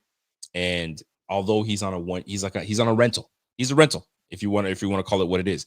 And does he, looking at a game like this, like he said it before, I haven't been on a team where we're winning consistently and we're doing good things. And he's never had that. Or I mean, he has had a little bit of success, but he's never had it like this. And a big time player like Josh Allen, he's learning to be a role player, but he's also a bona fide, he's an all-pro player, he's a Pro Bowl player. Does he not get any targets? I mean, as a team win, we should be saying, as a team player, you should be like, yo, it wasn't my turn today. Like you were saying, yo, I was a big part of the offense last week. This week, not so much. But as a big time player and not getting any targets, you get Mac Hollins targets before you get Amari Cooper targets. Odd to me. Very odd. But the fact is, we put up 48 points and none of that went his way. It's encouraging to know that, yo, we can go with anybody, which is encouraging. But at the same time, I don't want to call it concerning per se, but it's eye-opening that, like, damn, we can get one target at least. I'm like, that's interesting. Hold on. Does it make you feel better, though, that outside of Shakir, almost no receiver all game got any targets? Because Keon Coleman got only 2 targets. Right. Matt Collins had only 3. Curtis Samuel only had 2. Like, literally no one was targeted. It was essentially Shakir, the running backs, and Dalton Kincaid. That was it. So does that make you feel better about it? It's not that it makes me feel better. It's like, okay, the game, we clearly get the game plan, but there comes a time where, I mean, all right, get your guy involved, because receivers, I mean, check out. If you've played the sport, like, I mean, in this case, I'm not even making a case for him like he's going to check out, but receivers do check out. Yo, you're not making me part of the game plan. You saw it with AJ Brown. AJ Brown's like, yo, is there any issues with the game? Passing, right? But it wasn't the case today because they made an emphasis on getting in the ball. So I assume they're going to get my man the ball and get him in the rhythm, because what I'm looking at is the bigger picture. I want him to get in rhythm with Josh. So by the time we get into the playoffs, bro, we're rolling, right? So has he got there yet? I'm not sure. We've had a couple games. He's had, 6 receptions, 5 receptions. When he first came out, he had 4 receptions. I think I'm just more thinking long-term, like, in the playoffs, are the chemistry, is it there yet? Or is this one of the things that's just a rental and he's out of here next year? We'll see. Is he just decoy? Who knows how they have it played out? But it's eye-opening to see no targets. I was like, huh? No targets? Receptions is one thing. Targets is another. But one thing I do take solace in is he had 11 targets last week. So it's not like they're not trying to get him the football. We did. We tried to get you the football. So I guess it's one of those things where it's like interesting that he didn't have any targets today. But last week he was big time part of this whole equation. So it's something to pay attention to. You know what's interesting? What's that? Ever since Amari Cooper's joined this team, Rico, they have not scored 30 points. They have scored 30 points every single game Amari Cooper has been on the roster. They have won every single game other than last week. So I think right there goes to show you, and we've talked about this. Absolutely. One of the biggest advantages of having Cooper above anything else was just to have him out there. It felt like the Bills did not have anybody worthy of the defense respect in terms of opening other things up. And look what that's resulted in. The Bills, they brought him in for that Titans game, remember? And he didn't even know what he was doing, and he gets into the touch, right? Every single game from there on out, Rico, including that game, it was 30-plus points. And I know he was hurt for a couple of games, but you can't tell me that when he's in there, targets or not, that hasn't allowed for Josh Allen to do things that he wouldn't have been able to do regardless. Huge difference, and that's a fact. Ever since he has been on this offense, has joined this team, defenses have to respect what Amari Cooper is. So he essentially is a decoy / when it's your turn in this offense, you'll go off. I promise you. But right now we have a game plan. The ultimate goal is to win. Hey, Amari, you like winning? I do. So you got to trust. Oh, God, I can't believe I'm about to say it. You got to trust the process. And Amari Cooper has got to trust the process. And the process today was to get our backs involved, right? We found something. We exploited them. We're going to take full advantage of these boys. And that they did today. It was amazing to see. The one thing that I am encouraged about is that they targeted him 11 times last week. So it's not like they don't like him. Oh, they do. It's just didn't happen to be his game. But it was interesting to see that he had no targets today. But the win is a win. We'll take it. It feels great. And you'll love to see it. You'll love to see other guys get Ty Johnson. How great was it to see Ty Johnson be a focal point? He was our guy today. Weapon X. Ty Johnson coming through. You love to see it. I think he's the best pass catching running back on the team, and that's not an indictment on James Cook or Ray Davis. He's just been that good. It really is something to have these different guys bring you different things to the table. Speaking of this topic, my main man Dave Tilt Money. What's up with Tilt? He tweeted something out earlier that Chris Sims had to say that's on this same topic here, and I just find I find this tweet right here. I find this statement from Chris Sims here to be the biggest. What Chris Sims said here is the biggest emphasis on why Josh Allen should win MVP. Dave tweeted out, Chris Sims just said that this is the best supporting cast Josh Allen has ever had, with a straight face. After all offseason we heard about this was the worst supporting cast he's ever had. What Josh Allen has done this year has been so prolific that he's got a guy like Chris Sims, who I respect, going on Football Night in America, telling you this is the best supporting cast that he's had.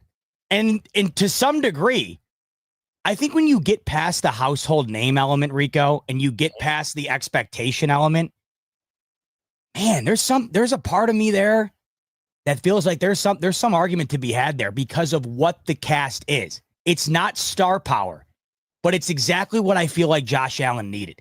Does that make sense? Absolutely. It's allowing him to grow.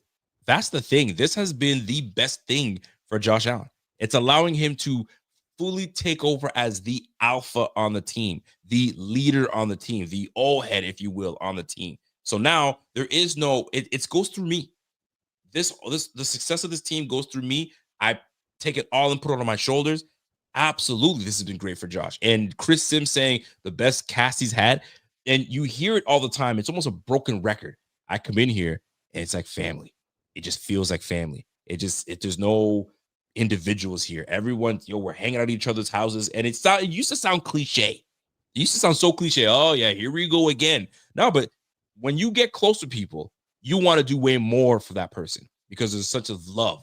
So when Josh and Diggs, you know what I'm saying, we're kind of at odds, if you will. When there's not as much love, you don't go out 100% for that person anymore. You're just doing your job. These guys they don't just do their job. They go to the nth degree to do their job because they care about the next guy next to them. I'm not saying Diggs didn't care, but there's a sense of when there's turmoil, you know what I mean, or you felt you betrayed in some way, or vice versa, bro. There's not as much. So now there's not a big connection there. Right now, everybody is in sync and they love each other in wins and losses. They're in it. So this is apropos, absolutely 100%. This is great for Josh. It's great for the team, and it's only going to get better. This supporting cast is only going to get better because we were broke this year. Don't forget, we were freaking broke. So now when we get a little bit of coin, we'll be able to go and get the talent that we want that mixes and meshes well with this team.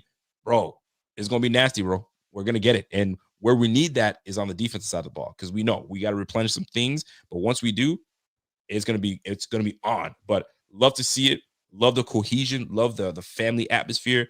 And, man, this thing's great, man. You can't go wrong. It's lovely to see. And let's not pretend like going into this game either that the narrative surrounding the Bills being a team that's, good enough to win a football game like this. The narrative is still out there. Shout out my main man, Dan Mitchell. He put this out earlier in the week. This was the game preview picks from NFL.com right here. This was the expectation going into the week. Nobody outside of Daniel Jeremiah had the Bills winning this game. And you don't ever see this in this type of game. You seem to always see these type of games that are real heavy hitters with a 1-point spread. Yep. You see these be pretty even keeled. So the idea that the Bills have surpassed the notion that they're at the point in which Chris Sims has said, like they're not. They haven't surpassed that. There's still the doubt out there. And I think that saying that this is the best cast he's had surrounding them, the word best might be maybe the wrong word, but I feel like what you were just saying is spot on. It might be the most cohesive, it might be the most efficient, because I think you have the best run game they've had. I think you have the best O-line game that they have, but you also have the best play Josh Allen's produced, the most efficient, the most clean, and I think really the most prolific. And then the outside factors, the cast of characters that are catching the ball from Josh Allen. I don't think you can argue that it's the best that he's had in terms of talent, but I really do think that it might be the best in terms of the cohesion that you see out on the football field every week. That's why when we were just talking about Amari Cooper, that's why I have no problem with him getting no targets, because this is the type of unit that they've built where you can have the confidence to say that. And look what they're doing without targeting him. That's where I'm at, where it just feels like they have really built something special with guys you didn't foresee it happening with. And one thing I will add is before, and I'm sure of it, and something, and I don't know this for a fact, but just what we see. It's all about what you see and what you read and just how people talk, right? Sometimes they'll tell you let someone talk long enough, they'll tell you about themselves without you even asking any questions. Let them talk. Just let them go. And you watch this team and you realize before they bring guys on, bro, before we sign you, you need to know this is how this team is. This is how we do things. This is that. You also hear from other players, former players that have left. Bro, you're going to Buffalo? Bro, it's this. So Amari Cooper, speaking of Amari Cooper coming here, he probably understood, bro, I'm part of a team that's ready to win now, right? You saw when there was that cluster of teams trading for receivers and so on and so forth, teams were trying to get better. So Amari Cooper coming to Buffalo, he understood. And once he got there 2-3 weeks in, he was like, bro, I get it. So if I'm here to play my part and it gets me a championship, why not? I'm trying to get a Lombardi. Most times people come in to do a few things, make money for their family. Get some statistics. Maybe I go to the Hall of Fame and win championships. That's what it comes down to. So right now, Amari has had his success in the league. What is it, year 8, year 7, year 8? So Cooper, is it that few? I would have guessed more, honestly. It may be more. I might be. So he's at the point where like, yo, I want to win. I want to win. This is his 2050s. Yeah, like 9th year. Yeah, he's going on his 10th year. 10th year. So yeah, year 10, bro. You probably got 2 or 3 more years left. So this is my bad, Rico. This is his 12th year. I'm sorry. Body. So this kind of paints a better picture for me. So him maybe not getting targeted today, he could care less. Yeah. Are we winning? Oh, we are. Do we have an opportunity to go to the Super Bowl and win one? Heck yeah. And if we win, I'll be sure to come back and I'll get into the mix of things and so on and so forth. Let's get this thing going right now. So It all starts with the cohesion. It all starts with the family dynamic. It all starts with having a franchise guy like Josh Allen that is just a stand-up dude. Stand-up dude, man. And you want to be around that. You want to be around greatness. And right now, Josh is portraying greatness right now. Everybody's looking at this as, man, he might be the unanimous MVP winner. How do you not? Taking down the Chiefs. He's taking down Detroit. He's putting up numbers. Bro, what you want? He's got 4 years consecutively of putting up 35 or more rushing and passing touchdowns. Fam, come on now. Cool plan. Misspoke, by the way. 10th year from Amari Cooper, but still 10 to 12. I mean, it's, he's a decade into the league. Decade into the league, man. At this point, decade into the league, you've already received your second contract, third contract, bro. It's time. It's time to win one. And that's what these guys want at the end of the day. At the end of their careers, like OBJ, right now, he's probably chasing to be on a team that he can contribute and win one. And he won one already with the Rams. So he's feeling good. So he wants to do it again. Von Miller, same. Wants to do the same thing. These guys are at the end of their careers where they want to win. And Cooper happens to be that 10th year. He's still got some juice left. But at the end of the day, man, this is about winning at the end of the day. And you're on a winning team. So I'm going to do whatever I need to do as a receiver. If I have to be a decoy for this one game, sure.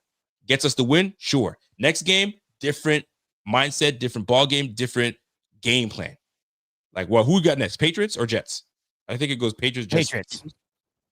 Bro, Patriots are one of the worst teams. So maybe this is one of those we fine-tune and get things done. But Gonzalez is a beast out there. So, I mean, I don't want to put too much on there. But you kind of get the knowledge, man. Right now, we're on a high. We beat the Detroit Lions. We're looking damn good. Let's roll.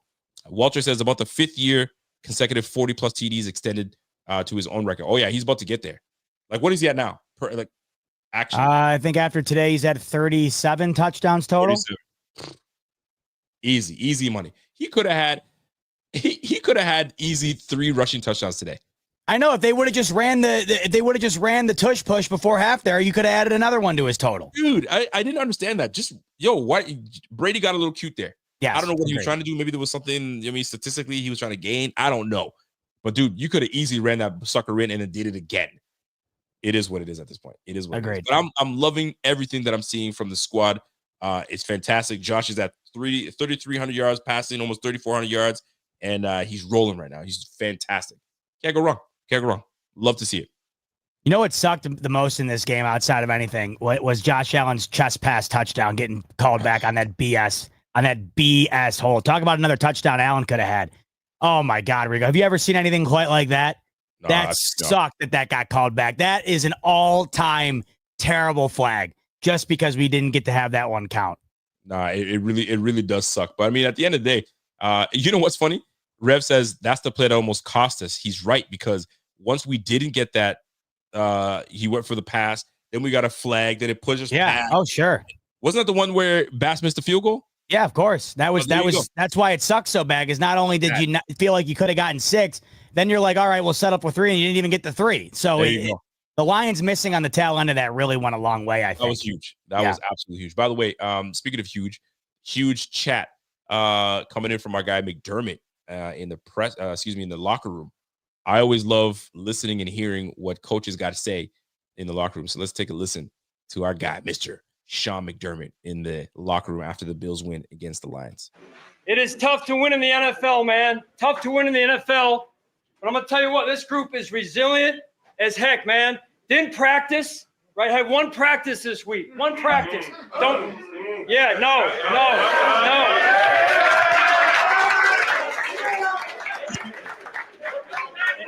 In fact, we made practice. Hey, we made practice 2 days this week. 2 days, right? Yeah. Hey, guys out coming into the game, and then guys out going within the game, and guys stepping up, didn't blink, and what a gut check it was down the stretch, man. Hey, we threw some punches, they threw some punches, and we countered again, right? Great job, man. Great job. The focus was different. It was different. And we need to take that into every week now. Different, right? Different. That's what it's going to take, man, right here. Victory Monday. Let's just get that out of the way. Okay? There you go. Hey, love y'all boys. Way to step up and play, man. Everybody was ready today. Win the play. That's it. What up there, 1, 2, 3. And there it is. How do you feel about Talk to me. When you got McDermott Bro, not practicing is huge. No practice? I know it. No, we talk about practice. And they didn't even practice. And they came in toe-to-toe with one of the best teams. And let me remind folks, this is a team that played Thursday Night Football. They had time to rest. Yep. They have more time to rest, more time to practice. You're playing a team that didn't practice, doing everything via Zoom and walkthroughs. Bro, impressive win by the Bills. Impressive win by the Bills. Kudos to these boys, man. They're rolling. They heard the noise all week. They got to be excited after that one. McDermott was hearing the noise. I'm sure the defense was hearing the noise. I think that's why you saw the defense really come out hot. It didn't last the whole game, but the defense definitely came out with a spark. You felt that. You know what I mean?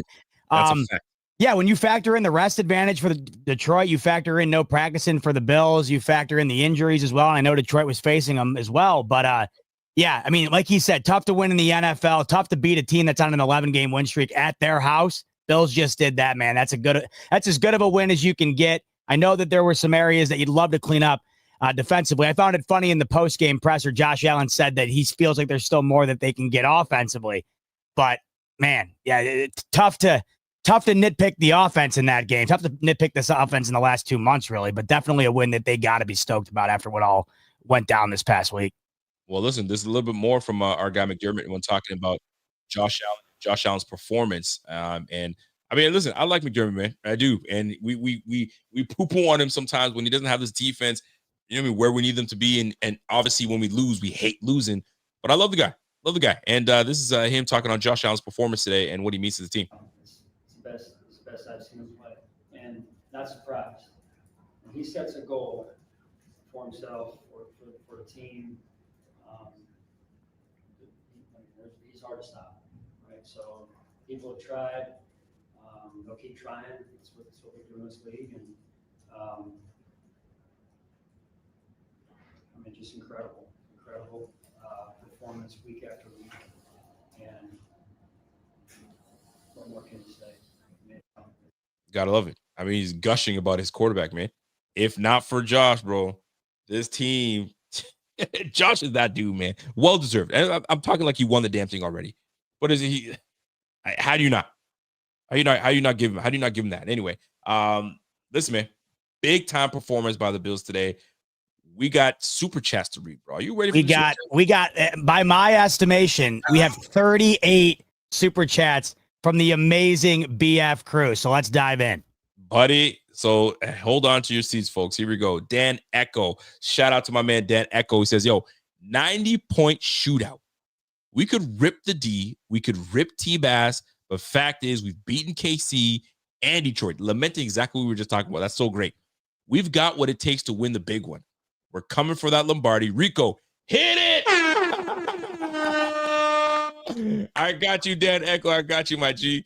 Who do we got? We got Moose Perk. Moose Perk says that flip pass by Allen was sick and it didn't. And you know what sucked the most is they called a hold and they did the replay. Dude, where was the hold?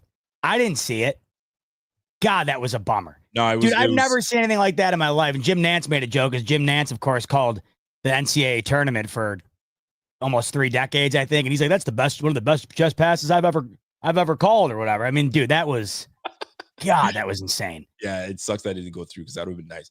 What do we got? Will Caller says, I'm convinced. Give him the MVP. This is it. And most folks were saying, he solidified his MVP after the Chiefs game. Yeah, it was a little too soon for that. So we needed to see more. Oh, wait till he plays Detroit. He solidified it last week with his 6-touchdown performance. This was just the icing on top. That's it. I'm convinced you got an 11-win team and you got the Patriots, Jets, and Patriots last. I mean, shoot, this could be one of those games where we walk in 3 wins straight and we go, but you never count all your wins just like that. They're going to play some spoilers. So this will be interesting to see. So I'm convinced. Listen, I'm convinced, man. I'm with you, man. MVP. No chatter. I have the updated odds to win the MVP for Josh Allen. 17,000. Let's go. He is minus 900. So you'd have to bet almost $1,000 to win 100. That is about as good of a lock in terms of the idea that he's got it already won that you can find in betting. So, man. So sell the house. You know what I mean? Put your money on that. You'll get your money back, baby. Let's go. Whoa, there's our guy, Mitch. Mitch Lead Robster comes in and says, yo, my overreaction is that the D-line sucks outside of Oliver. Allen is MVP because QB wins do matter. Defense gave us those crucial 3 and outs at the beginning to help us maintain a cushion. Go Bills. BF is the best channel on YouTube. I will say this, although the defense did get cooked at the bottom half of the game, which is going to, you expect that to happen because adjustments are made, right? So this is where the counter punches come in. But for when it mattered, and what really got us to win was defense making those crucial stops. We got the defense, we got the Lions offense to stop 3 times. We got them punting 3 times to us. Codrington had 3 returns today. So that tells you the defense did their job at the beginning to get us up 2 scores, and we never really relinquished that. So you got to give some defense some credit at the beginning. Obviously, adjustments were made. Obviously, we got some injuries that played a big factor in that too. Keep that in mind. But listen, man, hell of a performance. My biggest issue once again was the 3rd down. Like, it would have been an even better day. Like the 3rd down to Amon-Ra St. Brown there. I mean, I don't know if they could have defended it any better. It was a hell of a throw. True. But it just felt like, once again, Rico, it's these 3rd downs. They're getting them into situations where they can get the stops. But man, the 3rd down seemed to still be the grim reaper for this defense right now. That is something that you really hope can be adjusted to some degree heading into January. No question about it. No question. What's up, Blue Buffalo? Blue Buffalo says NFL making it so obvious could have won it so easy. I mean, I wouldn't say NFL is making it so obvious. This was a tough matchup to going back and forth. I mean, it was expected. It was absolutely expected. This 2 juggernauts, offensive juggernauts, going number 1 offense and number 2 offense going at it. I wonder after all the games are said and done, today's games and point total, I wonder where offense and defense, they probably still they'll probably still stay the same, with Detroit being number 1, Bills being number 2, but we'll see how that all shakes out. How about the over-under was the highest of the year at 55.5, and they scored 90. Crushed it. Absolutely. I wasn't sure when you were like 55. I was like, ooh, that's pretty high. I was like, I know, bro. They had that eclipse in the first half. It's crazy. So I have the updated points per game, Rico. The Bills and the Lions are still the only 2 teams averaging over 30 points per game. The Bills are now at 31.8. The Lions are at 32.8. That's what you got from these 2 offenses right now. You love to see it. Love to see it. Joe R. What up, Joe Riley? What's up, man?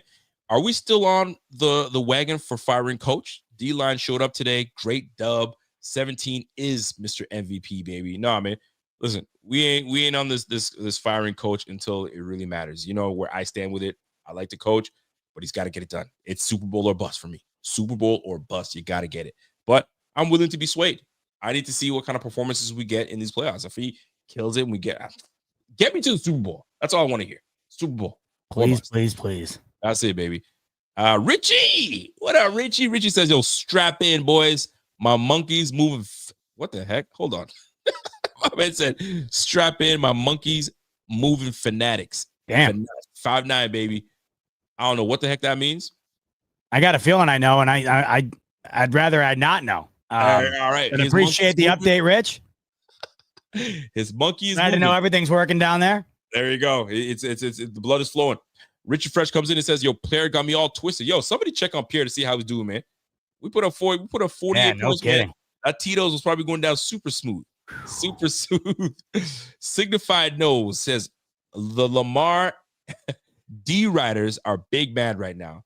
He could have re-entered the conversation after today, but Josh said, sit down, little boy. I'm him. Here's the deal. Lamar Jackson had a really good day today. Over 330 yards passing, 5 touchdown passes, and had like a completion percentage of like over 80%, something insane. He was on the money. But that lasted about an hour because Josh came through and was like, hold my beer real quick. And let me show you what an MVP looks like. So shout out to Josh. Shout out to Lamar. Yo, I saw a stat today. A lot of these quarterbacks, for fantasy players, if you had Joe Burrow, Josh Allen, Lamar, who else had a monster Goff? game? Jared Goff. Goff put up 45 fantasy points, and I think Amon-Ra St. Brown put up 40. So if you had that duo there, oh my gosh, you're probably moving on. That 1 year week. Yeah. That 1 year week for you. Golly, good shit. RJ comes in. Josh Allen is our Tom Brady, bro. He certainly is, man. He certainly is. Or you can say he is our Jim Kelly, but better version of it. But I like Tom Brady. I'll take it. The GOAT. I'll take it. What do we got here? NFL had everything to do with this game. Yeah, I think Blue Buffalo keeps insinuating that there was some sort of rig on this game, that the NFL called Dan Campbell and told him to do that onside. I think that's kind of the vibe I'm getting from him. It's the vibe. I don't know. I'm not feeling it. Richard Pierce, what up, Rich? Rich says, yo, absolutely fire hoodie, Rico. Where'd you get it? Go Bills. Josh Allen, 17 is absolutely alien. I'll tell you where I got this. I got this at this store called Abercrombie. I can't remember what it was. It was one of those stores where you wouldn't see a Bills sweater. I'm walking by a store I'd never go into, and I see a blue sweater with some red marking on it. I was like, nah, ain't no way. I open it up. Bills sweater. In Canada? Buddy. How rare is that? Is that like crazy rare? So ask me 10 years ago, you couldn't walk around anywhere and see Bills gear. Right. Anywhere. I'd have to be like, yo, do you have anything in the back somewhere? Like, yo, let me just check. Yeah, we got these 2 hats in the back, sick hats. I was like, nobody wants those? Yeah, we don't put them on the floor. Now I go in, Bills gear everywhere. I was like, the power of a winning team. The power of a winning team. You got to love it. You said it. That is the Josh Allen effect. I do love the rug lettering there. That thing is sweet. I love that. Actually super dope. My listen, when I got it, the wife was like, "Can I get one too?" And the girls got it. Everyone's rocking these baby. Oh wow, you went fam deep on that. Yo, 120 bucks. Let's go. I mean, the Bills blue is just the best blue. Like it really is. You know, white on white jersey, like the uniform combo today. Oh, Rico, I can't tell you how much that appeases me as someone who appreciates aesthetic, because how often do you see someone like the Lions come out with the all black and then a team goes and wears miscolored pants? Like if the Bills would have wore their blue pants today, it would have thrown it off. The all white versus the all black. You can't beat that, man. Lovely. Thank you for that super chat, my man, Richard Pierce. We got Jacob coming in with a super chat. Appreciate that, Jake. Says the Rams game is officially washed. Would you say? Are we done with the Rams game? Like it's over with, especially with this big win against the Lions? Hard to think it's over with. This was the Rams game. Just the opposite outcome. I mean, this literally was the Rams game, man. How nuts is it, dude? This was the first time. Did you hear Nance once again? Caroline's watching with me. And I said, did you hear what he just said? Just so you know, I'm not making it up when I say that history is happening all the time here. And you keep thinking I'm just pulling it out of my ass. Jim Nance said it was the first time since the mid-1960s that a team has scored and allowed 40 points in back-to-back weeks. So we're going on. It had been almost 60 years. It's great but terrible at the same time, but I'll take it because we won. So it was quite literally the same game. It's just the Bills, once again, had that player to go their way today that they didn't last week, and it wound up being the difference. You know what would be crazy, though? Because we've seen the games like this before. What was that? Was it the Rams-Chiefs? The iconic Monday night game. Oh, yeah. Right? And we weren't really talking about, how the defense was. It was like, wow, what an offensive firepower game. And it was Pat Mahomes is lighting it up. And bro, I don't know if it's because we're so like we're so critical of our team. We could be looking at it like, yo, we put on an offensive freaking game today. Amazing. Well, some of us are like, oh man, that defense, bro. We got to. I think it was just conditioned. We're conditioned to just. It's funny you bring that up. That was one of the first things I thought of, because that's one of the greatest games in NFL history. And I had thought back on it, and I remember, how amazing that game was and how amazing it was talked about and still is. And no one ever said, man, Rams defense getting cooked, because that was a defense that had Aaron Donald. No one came out and said, oh, is this Rams defense frauds? I'm pretty sure that was the year they went to the Super Bowl and lost to the Patriots. Yep. And that same Chiefs team, they lost to the Patriots in overtime of the AFC Championship. So it really didn't wind up being an Achilles heel for either of those teams. I was listening to something recently, Rico, and I think this might just be a product of what we got going on right now in society. Talk to me. What you got? It was a whole video dedicated to the current state of music, and how oftentimes when someone kind of breaks out in the music industry, and everybody has their different musical tastes, of course, but the overwhelming commonality seems to be that whenever someone kind of blows up, they don't ever really get credit for it. They're always crediting like the producers or the writers. So say someone has a song come out, like Shabuzi, for instance, that guy who came out of nowhere with that song, that bar song. Yeah. And he blows up out of nowhere. And then there's people like, well, you didn't write it or whatever. And I guess the moral of the point was that everything today constantly gets compared to like the Rolling Stones or the Beatles. Kind of like right now, everything gets compared to in the NBA, at least, there's always that argument between LeBron and Jordan. Or right now, we were just arguing about the Bills right now compared to the 90s. And it's never just, man, why don't we just enjoy what the hell we got going on right now? It feels like every time something good happens, everyone's in an immediate mad dash to find the bad in it. That's just kind of how it often feels. That's why I've been saying all throughout the year here, we have got to appreciate what the hell is going on this year with the Bills, because only one team can hoist a trophy. But man, you still have a 4-month-long season, and each and every week, for the most part, this team has given us something incredible to watch. And you just have to almost soak it all in, and enjoy it. And I understand when some fans are like, dude, shut up. We won. Why are you complaining? I get it. They just enjoy the winning aspect of it and feeling that good feeling of winning. And I get it. And fan how you want to fan at the end of the day. So I totally understand that for sure. Big shout out to my man Jacob. Appreciate that super chat, my guy. Here we go. We got Joseph Riley comes back and says, Bills Mafia 716 says we just whooped that ass. And that's the bottom line because the Mafia said so. And that's exactly how it comes down. It really does. We came through and handled business. Don Havey comes in with a big super chat from my man. I gotta say, man, for those of you that are, and we read these super chats and we appreciate you, we always want to read them all at the end so it doesn't go missed. And we kind of want to get our points across as the show goes down. Bro, we appreciate each and every one of you guys with these super chats. That's your well-earned funds. Hell yeah. Work into us. We can't tell you how much we appreciate it because you don't have to.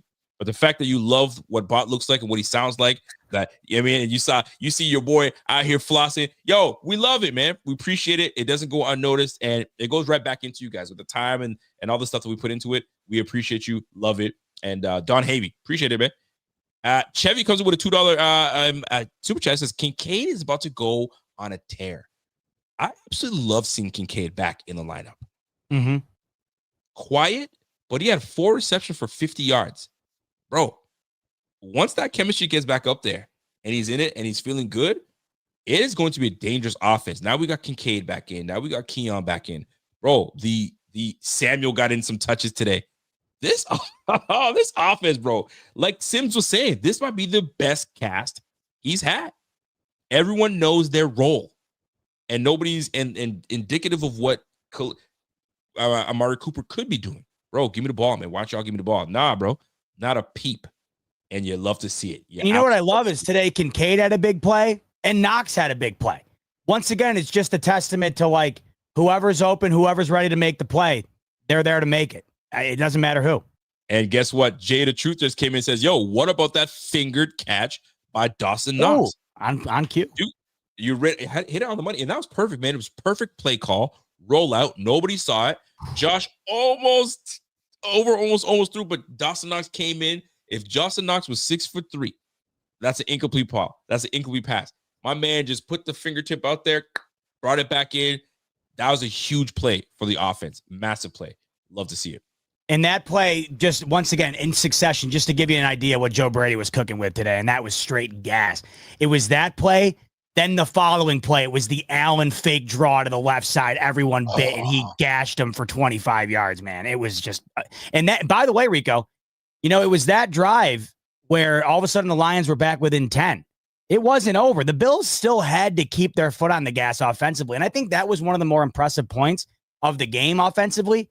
How easy could it have been for them to just let up the way that they were playing, especially when they were up 21? They never did. They just kept it rolling. They absolutely did. You love to see it, man. You got to love it. What's Jay the Truth saying? Jay the Truth saying, what about, that was the Knox catch that we were just talking about. Yeah, that was incredible. Catch. Oh, right, he doubled down on it, huh? Double down. What's GQ Bob saying? GQ Bob is coming in, and he's saying, Ed effing Oliver. We need that play for the rest of the year. Let me pull up on cue what GQ Bob's referring to. Look at this play right here from let me kind of find a way to make this bigger. Why does this always happen to me? This always happens to me when I try to pull. There we go. So I'll bring this up here. I got it. Yep. So here is Ed Oliver getting after Jared Goff. Watch what he does to the Lions center. Oof. Oh, baby. Which one are you showing? Because I don't see it. Why? Oh, it's not showing up on my end. What? But I'm accidentally using your share screen and not my share screen. I got it right here, Rico. My bad. Jump into yours. Here we go. Here it is. Awesome. Watch what Ed Oliver does to the Lions center on this play. Buddy. Bye-bye. Pancake. The other angle's even better. Watch. He eats this dude's lunch. Oh, man. Oh, what a play. That was a beauty, man. Ed Oliver had himself a day today. Love to see it. Big time. Ed. Listen, man, it's not Ed anymore. It's Edward. Yeah. Edward came through. And by the way, my guy, Jay the Truth. Hey. Hey, you got me pulling a Z-Bot right now, man. We appreciate you, Jay the Truth. Thank you for joining. And by the way, we got another member that joined our fourth wall, and that goes by the name of Dominic. Dominic, much love to you, my man Dom. Welcome to the Big Squad, man. Appreciate you, man. So let's what's Richie Fresh Inc? Richie Fresh came back. Welcome into those guys, by the way. Appreciate you being a member of the squad. No doubt. Richie's saying, Bot, there's zero chance I'm letting you lock yourself in a room for the Super Bowl. I'm booking personal bartenders at my house, food, etc. I'll put you up, Rico, in a nice hotel. Don't test me. I'm dead serious. That's very enticing, Richie. Richie, can I take the bartender and the food into a private room in your house? Would that be possible? Let me know. Let me know if that's possible. I'm telling you, man. Once again, we've talked about it 1,000 times. I just don't know what I'm going to do. I don't know what that's going to be like for me. I haven't. If Richie says this is what's happening, then that's where Rico's going. So Richie, I got you, boy. We just got to make it to the dance, baby. We got to make it to the dance. Got to make it to the dance. Here we go. Signified Notes comes in and says, so teleworking tomorrow. Going to be listening to a lot of talking heads glaze Josh and rip apart Dan Campbell for that decision while I'm working. Boy, you and me both are Signified going to be on fire tomorrow because of all the things that took place. The 1 o'clock games were poo-poo. It was all about the 5 o'clock games today, and they didn't disappoint. They absolutely did not disappoint, especially this Bills-Lions game. So you're going to see a lot of people make excuses. A lot of people try to dumb down what Josh did, but you can't.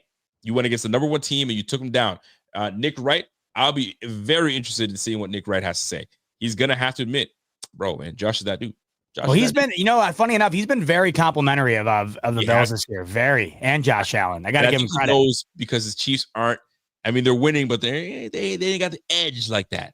But the Chiefs are doing something very difficult. To try and three-peat, and you're sitting at a 13-1 record, it's looking pretty damn good. But we know what's good. They're a few games losing. They may not even be in this situation, but they are where they are right now. They are where they are. Richie Fresh comes in and says, by the way, polished off a liter bottle of Jack. Golly, Richie, take it easy, my guy. Richie, we need you to make it to 59. I was about to say. Come on, baby. Slow it down. Slow it down, big dude. My man said, do we lose Joe Brady this offseason? What do you think, Bot? We losing him? Well, he is one of the odds-on favorites to take the Chicago Bears job, which is an interesting gig because they do have the guys. They just don't seem to be executing with those guys. I don't know. I guess I'll tell you this. If Joe Brady wants a job, I feel like there might be a job for him. The question is, does he want a job? Does he feel like he's ready for a job? Once you go that route, you get put into a whole different sector. You get judged a whole lot differently, and it's a lot tougher. Joe Brady, he's not even he just hit the full year mark, right? Absolutely. As the full-time as the offensive coordinator of these Bills. He's not even a full year into the full-time role in terms of, actually being hired for the position. So I feel like that's going to be a personal call on his end. Is he earned it potentially? Yes. But also, look at Brian Dable. Had a lot of success with Josh Allen, and you go to a franchise that clearly fired their coach for obvious reasons. It ain't always greener on the other side. I mean, the gig's obviously more high profile. The pay's obviously better, but you're not probably going to have the success that you're currently having. And you have to wonder if that is exactly what you want. No one can knock him for it. That's what you work your whole career for. But is it what you want?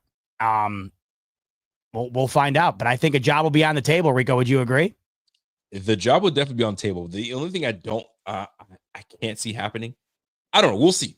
I feel he should not take any job. I think he should continue to build on his successes, build as a quality coach. Because not every job is a great job. I mean, going to the Bears, maybe great, but like sometimes you have it good. Like Spags.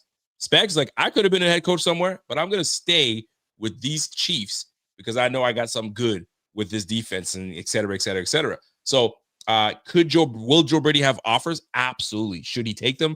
Personally, I think he should stay one more year, build a little bit, and then go from there. You're going to have a great year again with Josh Allen, but head coaching opportunities don't come often.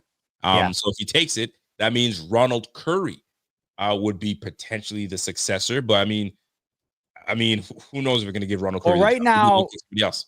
You're probably going to have 8 openings, and right now you have Vrabel will get 1. Ben Johnson, is it time for him? Probably. Yep. So that's 2. And then, man, like, I don't know. That's why I really do feel like Joe Brady will 100% have an opportunity should he want. Right. You might be right. You might be right, man. So we'll see. Joe Brady, maybe that might be the last year, so he better win it. You better win it, Joe, because that'll make you look real good, real mighty good. Here we go. Let's jump into Signified Nose. What's up, Sig? He goes, honestly, only a dumb decision because you have to announce onside kicks. If that rule wasn't a thing, it's not a totally crazy. Sean Payton did in the Super Bowl to kick off the second half, and it worked. Yeah, I didn't like the fact that you had to announce it. Listen, I'm playing ball. I mean, always be prepared. Just like a boxer. Protect yourself at all times. Always be prepared because maybe I might onside kick it. But the fact that you have to announce it, it's kind of weak. It's kind of like Pop Warner, like, don't maybe announce it to you. It's the worst element of the new kickoff rule, having to announce the onside kick, and you can only do it when you're trailing in the fourth quarter. It takes away an element of the game, and Signified hit it on the nose. No pun intended. He said, Sean Payton did it in a Super Bowl. They might not have won that game had he not done that. It was one of the ballsiest and most prolific plays in Super Bowl history. You can't do that any longer. But the reality now is, Signified, you have to announce it. And that's why it's even more insane to me that he ended up doing it.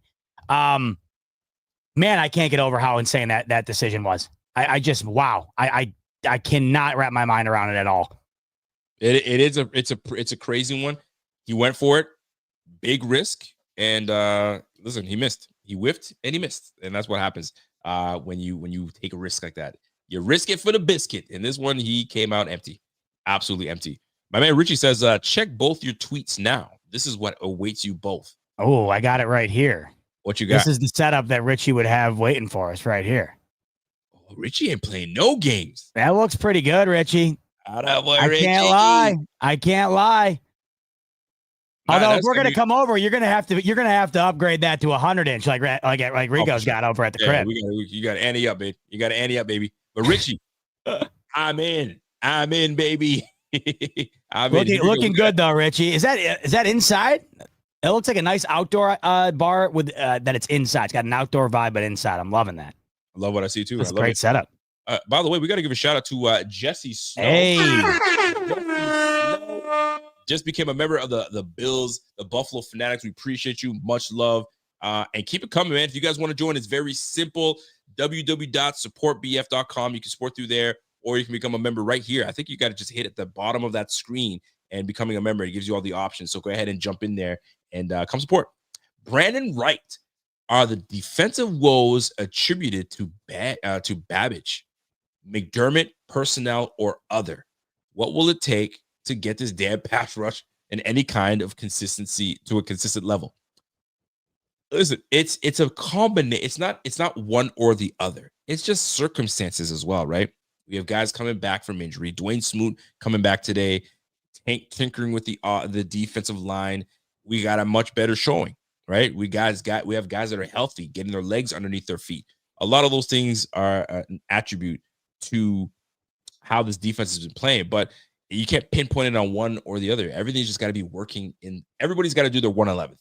And if 2 guys, 3 guys ain't doing their job, it throws off everybody. Everybody does their job. It looks great. You saw it on the offensive side of the ball today. 48 points on the Detroit Lions. We just got to work be succinct with each other and make things happen. What about you, Bob? What do you see?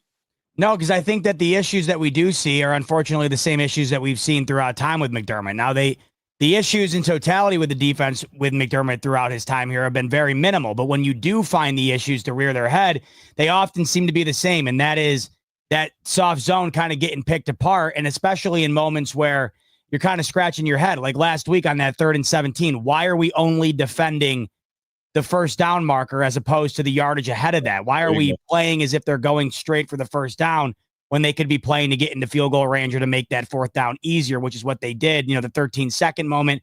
Why are we playing to take away a touchdown when all they need is a field goal within that time span. So I don't look at this and think it's Babbage doing anything differently. We've seen this pass rush have success this year. The key is just, can they continue to do it? Now, last week was a moment where it was a bad day. It was a bad day. Big facts. But man, I don't know. Right now, today, Rico, I would say the pass rush had a decent enough bounce back from last week where they had a difference in the ball game, in my opinion. For sure. And it showed early in the game. Early in the game, it showed we had an emphasis on stopping the run and emphasis on penetrating and getting pressure. And that we did. Adjustments were made, and obviously injuries helped play a factor in that. And then obviously it went a little downhill, but at the end of the day, we got the win. And that's what matters at the end of the day. Jay, the truth. What's up, man? I just hate after halftime. Every game we mostly play cover prevent, and that's when most teams start getting the best of us. Sometimes it's a matter of playing safe. Sometimes you just don't want to allow the big play, so keep things in front of you, and you hope that defensive line gets home and creates a little bit of chaos.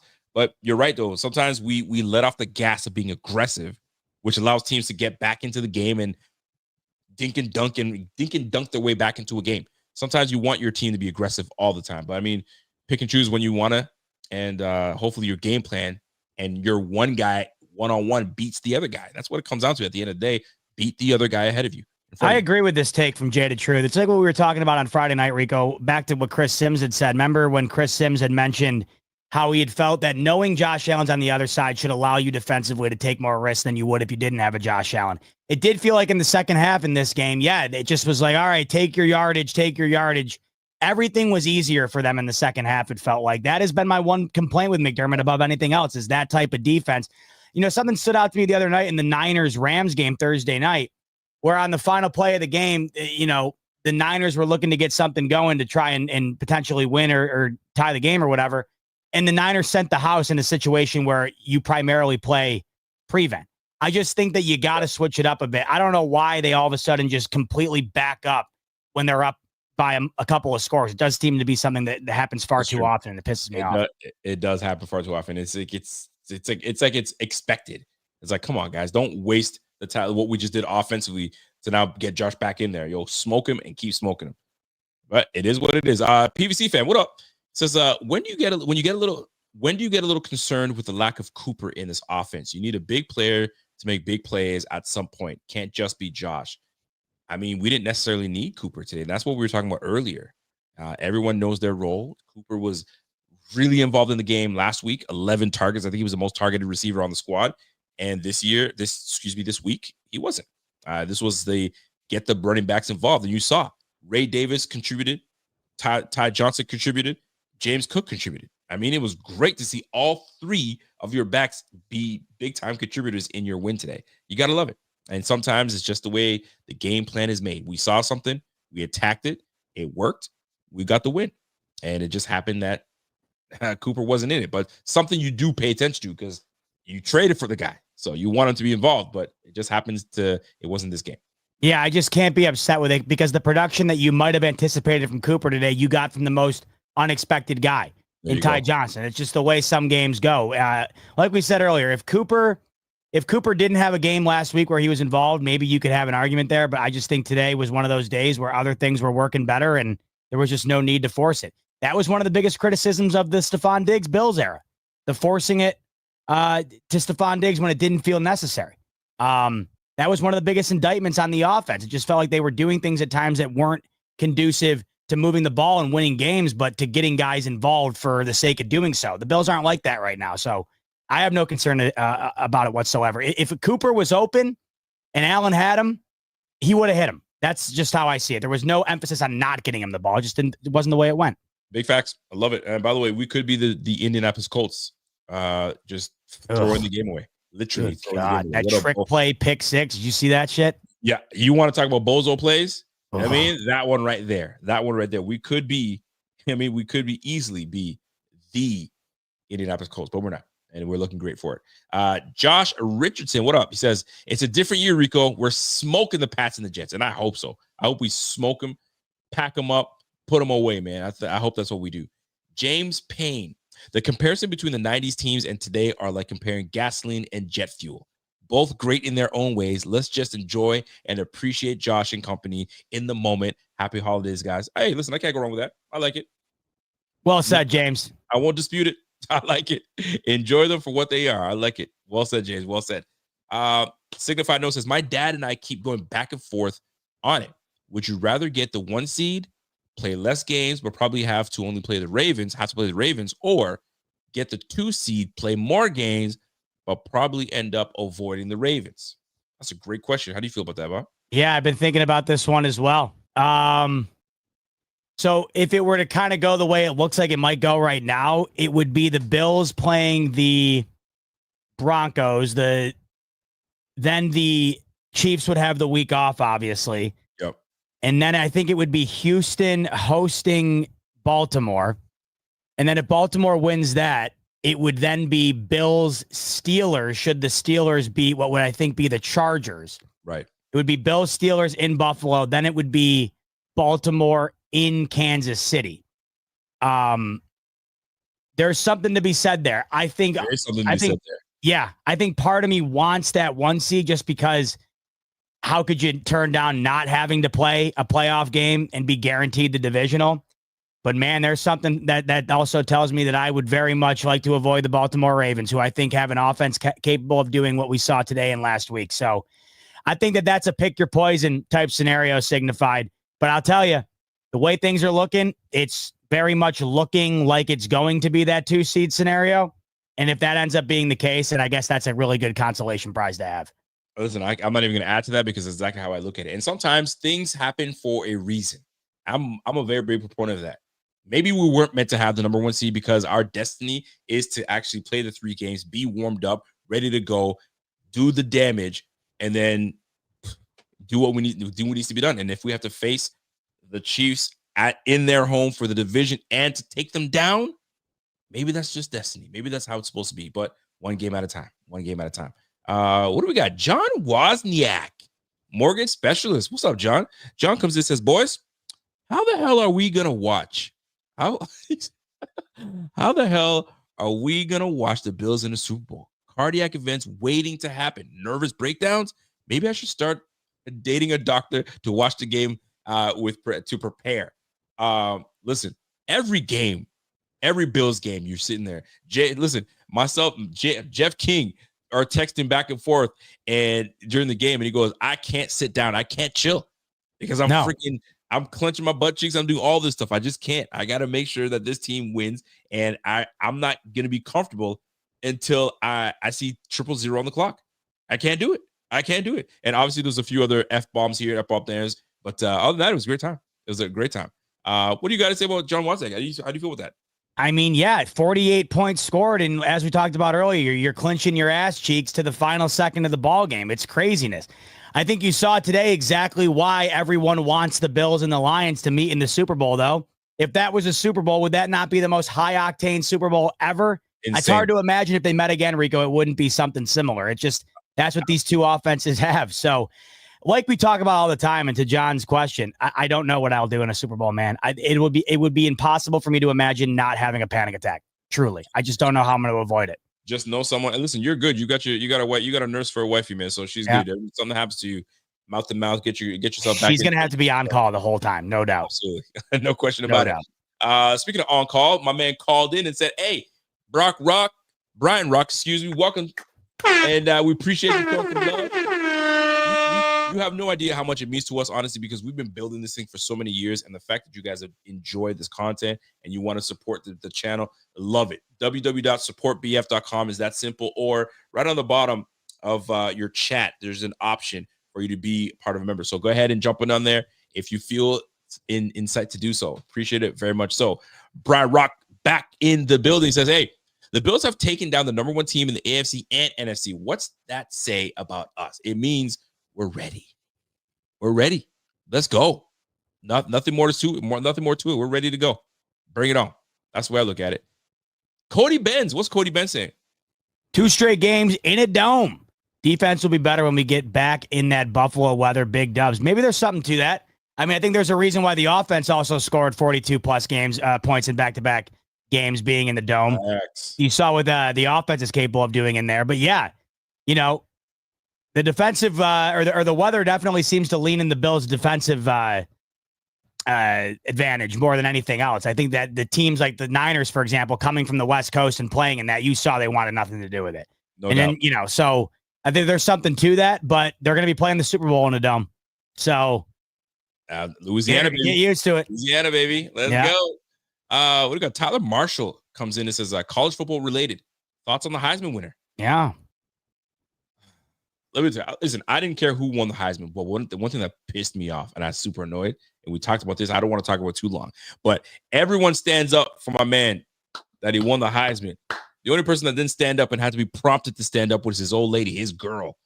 Man. She's been getting cooked online. That's like a whole thing. She should. Yeah. Bro, you're already in the media and you do it. And she had another moment where he was doing a meet and greet, taking pictures, and she's sitting here going, like, what do you want me to do? Do you want me to be here the whole time? Like, everybody's seeing it but him. So listen, man, I mean, listen, these are probably just bad moments, but congratulations to the Heisman winner. I mean, I know he wasn't top on everything, but the fact that he can do everything, you don't see that often. The last two-way player that you ever saw, probably Champ Bailey and Charles Woodson as a two-way player. Not Peter Work. I don't want to say Peter Work. There was another player from Florida State maybe that did both ways. But you don't see that often.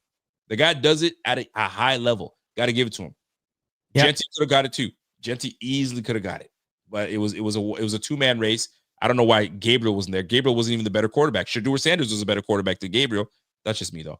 But yeah, man, I like it. I don't mind it at all. What about you? You felt good about it? I wanted to see Genty win it because I think that if we're talking about the most valuable college football player, it was Genty. You get Boise State into the playoffs. If Genty's not on that team, they don't sniff the playoffs. Yeah. Colorado's not going to the playoffs. Like you said, it's hard to take it away from a guy who is damn good on both sides of the ball. That's just something we don't see often, and that, of course, stands out. But I think in any other year, Genty would have probably have won it.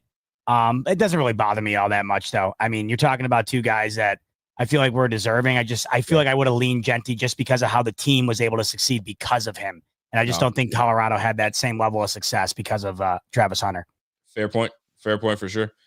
Richie, didn't mean to get personal. It's all love, boys. He was talking about his monkey working. It's all right. If your monkey's working, your monkey's working. Good for you. There's some guys we're happy for you. Monkey up. Yeah, we're stoked for you. Good for you, man. As long as it works, that's all that matters. Jesse Snow comes in with a super chat, says, hey, join the big squad, today. My God, you love it, man. That's Bill's channel on YouTube, man. We appreciate that, man. There's a lot of Bill's channels on YouTube. There's a lot of them. A lot. They're coming out the woodworks. And the fact that we're still here, longevity, you got to love it. You got to love it. My man Bob, my man Pierre, my guy Bobby, we all make it roll, man. We all make it roll. We had guys like Rev on the squad. You know what it is, man. It's all love. Appreciate it, Jesse. Yes, sir. What do we got? Eric Peak. What's up, Eric? Eric comes in and says, don't look now, but we're hitting deep balls today, especially that Keon moonshot.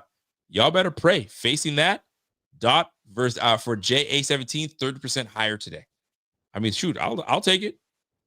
He had some nice balls today. He did. Allen. Like that one to Kincaid, that one he's mentioning to Coleman, that unreal one that he had to Ty Johnson I mentioned earlier where he's drifting to the sideline. Allen had a couple of crazy nice passes today. Love every bit of it, man. Appreciate that, Pete. Bartek. What up, Bartek? What's up, my guy? I just need to witness the Bills beating the Chiefs in the playoffs for my mental well-being. I told you, Rico, the Lions didn't face a player like Josh Allen this season. Tackling needs to improve big time. Yeah, man, Bartek and I were talking in the DMs, man, and he was like, bro, you've seen the teams this guy's faced. The best quarterback he's going to face is Josh Allen. This guy hasn't faced anybody that's great. I think his best quarterback before that was like Sam Darnold. And before that, maybe Baker Mayfield. Those two guys are not on Josh Allen's level. And you saw a great indication of that today. Bartek, you said it, man. You did say it, brother. You did say it. Ricardo Green, the D was booty cheeks after that half. Bro, I mean, we got into that prevent defense, what we were just talking about not too long ago. We hate to see it, but sometimes you try not to give up a big play because you know they're going to go for the big play, and they did. So it was just a matter of us wrapping up and tackling. We did not tackle well today. That was a big problem. It's been a problem for a while, it feels like. It's been a while. It's been a problem. We got to be better at that. Richie Third Fresh, downs and tackling, man. That's what it seems to stand out to me, you know? Facts, man. Big facts, man. Inside, but I got a projector, but 100 inches and outside. Golly. So inside, Richie? Okay, boy. 100-incher outside for the bowl. Oh yeah, he's got it set up. Richie's ready to rock. He knows what's up, man. What's that? What's Jada Truth saying?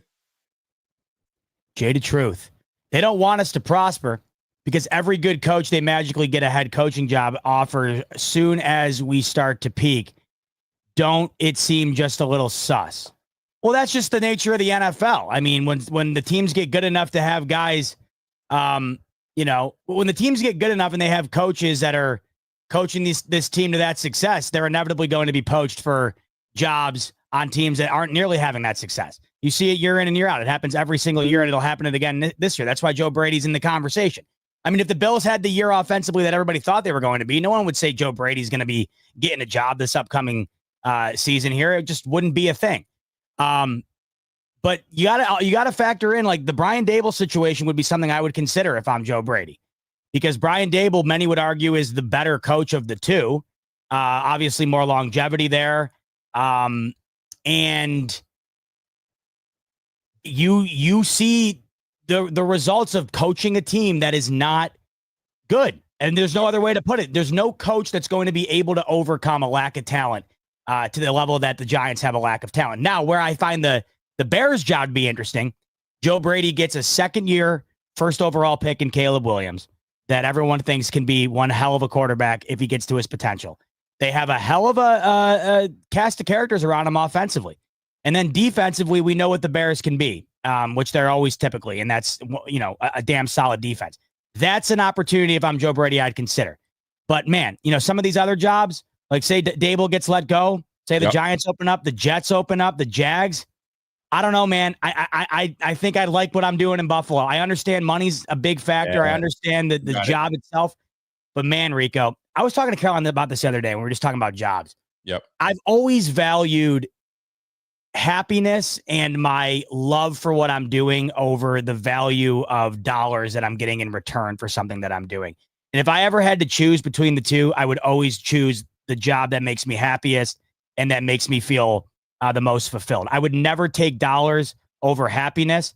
And listen, you're going to inevitably be in a different spot as a head coach that could really ruin your love for the game. You have to make that decision with a lot of thought in mind. In my opinion, it's not a decision you can make lightly at all. I am 100% with you. Like there comes a thing where you got to choose mental health and your happiness over a couple more dollars. You get a couple more dollars, but now you all are messed up. Trust me, I'm with you 100%. I don't disagree with that. What was that old classic saying, Rico? Mo money, mo problems. Last I heard, I think that could be, it's. But hey, and at the same time though, you work your whole life for this. Like say Rico and I, say like ESPN called, hey, you want to come host a Bills show? Like, how could you say no to that? But at the same time, say we were making like, say for however reason, someone offered to pay us the same money to just do YouTube. Honestly, I'd probably just stay doing YouTube. It all depends on how you feel about where you're at, and what you value the most. Happy what you're doing, man. Because a lot of times you go into another situation, you're like, I did not sign up for this. I know it looks good, but I didn't sign up for all this. I prefer to kind of lay back, do what I do with my guy, and keep it rolling, man. But hey, good things will come to to people that really deserve it. So one of these days, you might see my man and bot Pierre. We might have our own segment. We might even rival ESPN one day. You just never know. YouTube TV prices keep going up. I don't know what the hell is going to happen. Another $10 up coming up this next quarter. So we'll see what ends up happening. Maybe it'll just be nothing but YouTube at some point. You never know, man. You just never know. We'll see how that goes down. A couple more super chats coming our way, folks. What do we got? We got Matthew DeVideo. He goes, hey guys, glad the Bills won. Let's hope we win a cure for my man Dan Mitchell's bug. He's feeling I guess he's not feeling well right now, my man Dan Mitchell. So hopefully he's better. And Kingpin, as Kingpin would say, we good on this side. We absolutely good on this side. Hell yeah. If Dan Mitchell's not feeling well, man, I hope he feels better, buddy. Got to feel better. Got to take care of the temple, my guy. No doubt. Shout out to Dan, and we are good on this side, baby, after this performance this afternoon. Heck yeah, man. Oh, by the way, Richie says, and I'm going to have a DJ and Pong and custom table, bro. This guy's going all out. Man, Richie, he ain't messing around. Bro, the way you talking, you might have a whole lot of people come through your place. So just be ready for that. Be ready for that. Chris Matlock comes in and says, yo, got here late. You see that 4-3 out there today? Dorian was flying around, ready for anyone on the AFC. I got to go watch the film again. I want to see what kind, because there was a lot of moving pieces. There was one point where Dorian was out. Then there was Baylor's in, and there was a whole lot of moving pieces today. So I got to go and watch that 22 and see how it all shakes out. Last super chat we got is from Michael Whitcop. It says, Bills Super Bowl game in the cave. Check your tweet. Let me know. Game ready. Let me pull it up. Pull it See up. what we got. And as you're pulling that up, we actually got another member added, Sonny Lamont. Sonny Lamont became a new member today. So Shout out Sonny. Let's go. appreciate you, Sonny. Oh, This is the setup from my man Mike. God, Damn, we're looking good on this side. Talk about being good on this side. We're good down in the basement. No, you're not playing Oh games. boy. You're not playing games, baby. Come on now, Mike. Big That's Mike. looking different. Oh wow, we got the corner couch too. Bro, see that big head buffalo? Love that. Damn. Nah, Oh, Mike, no, that's that's killer, brother. I'm loving all of that. Yep. Sold, baby. Sold. By the way, Walt's coming in. Walt's saying, you capping bot, you don't even know it. $100,000 OC salary versus $9 million per year head coach. You're taking the head coaching opportunity. Bro, Joe Brady's making $2 million a year. So he ain't making $100,000. He ain't making corporate America money. Joe Brady's making money.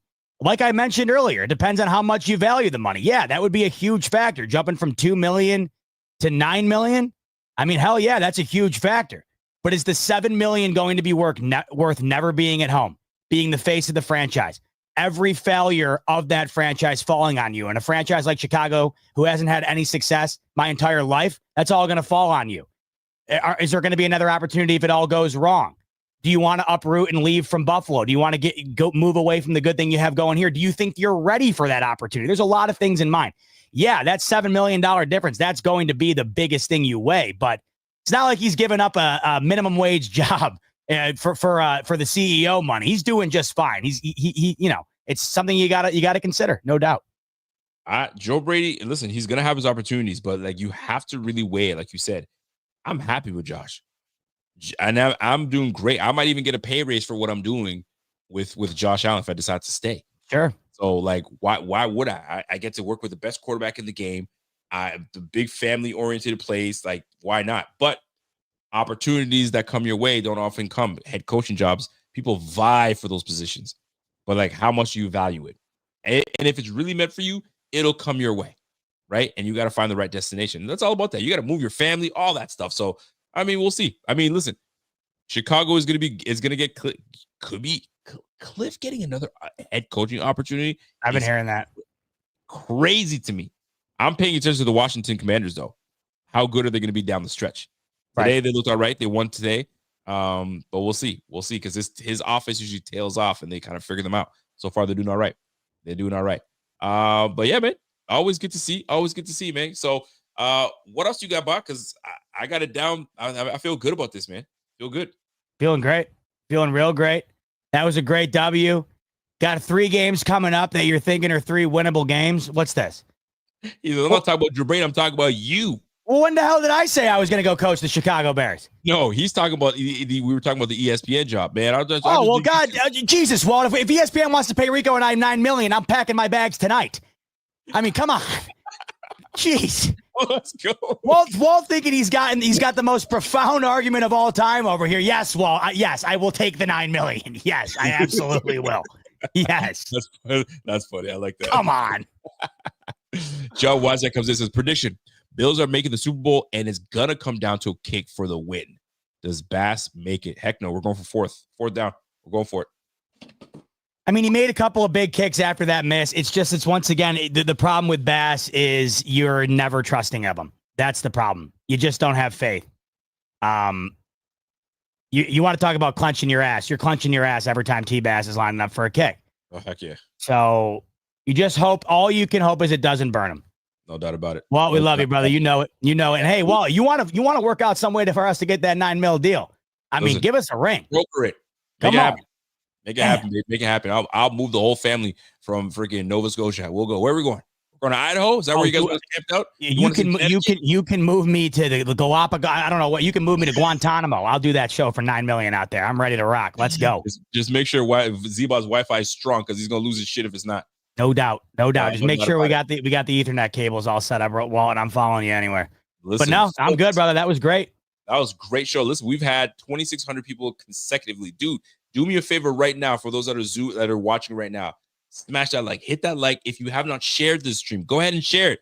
Most folks love to watch this playback on the way going to work, on do whatever. Do us a favor, go ahead and retweet, reshare, repost, do all those things for us. Help us out, get this algorithm popping and get these views up. We want to get and hit that 30,000 subscribers. It'll do us a big favor by you guys doing that. So we'd love to see it. Bot, what do you got to end the show, buddy? Big Dub. Stoked that the Bills got this one, man. It was a huge game, potentially the game of the year, and they did not allow the late game resurgence of the Lions to overcome what Josh Allen was able to put out on the field. We're watching historic offense. We're watching historic performance nearly week in and week out here. All we can hope for is that not only it continues throughout the rest of the way here and maybe keep that 1 seed alive, but it continues into the postseason. Defense has got to, of course, sure things up, especially on third down, especially on especially against the short passing game and whatever else. But at the end of the day, man, this was a huge game that we knew the Lions were going to put points up in. Could the Bills match it? They did. I'm stoked about this one. I got to show this to you quick. I don't know if you guys can see this, but right now it shows the race for the number 1 seed and the 3 games that these teams got to play. All right. You got a healthy Josh Allen, a banged up Pat Mahomes. They play Houston, Pittsburgh, Denver. The race for the number 1 seed is, it's going to be a tough one. New England, Jets, New England, 11-3 Bills, the 13-1 Chiefs. So these 3 last games are going to be crucial for both these teams. So I need to show that to get everything, get everything sparked up and ready to go, man. So folks, I hope you guys had a great one. This was a fantastic show. I love to end Victory Sundays with a big dub. And now we call it quits. That's it. Enjoy the rest of your week. We'll see you back again tomorrow with my guy Z-Bot recapping the week. I'll be back on Tuesday and then back on Wednesday with my guy Carl Jones. I'm sure he's going to have a lot to say about that game. And then we'll do it again against the Patriots. We got the Patriots next, baby. First time playing this week. They held these boys all the way to the end of the year for us to play them. I know. And the Cardinals beat their ass today. So hopefully that's a sign of things to come this upcoming week. Let's go, baby. Let's go. That Jets game is going to be really fun. Oh, yeah. In Buffalo. In Buffalo, man. Let's take care of business against the Patriots first. Folks, you guys have yourself a fantastic evening. We are getting out of here. We had a great time. And it's time for us to get out of here and have a good old time, folks. You guys have yourself a fantastic evening. It's the Rico and Bot Show. I'm your host, Rico. That's my guy, Bot. There it is. And we'll catch you guys on the flip. You guys have a great night. And go Bills. Go Bills, baby. Let's go.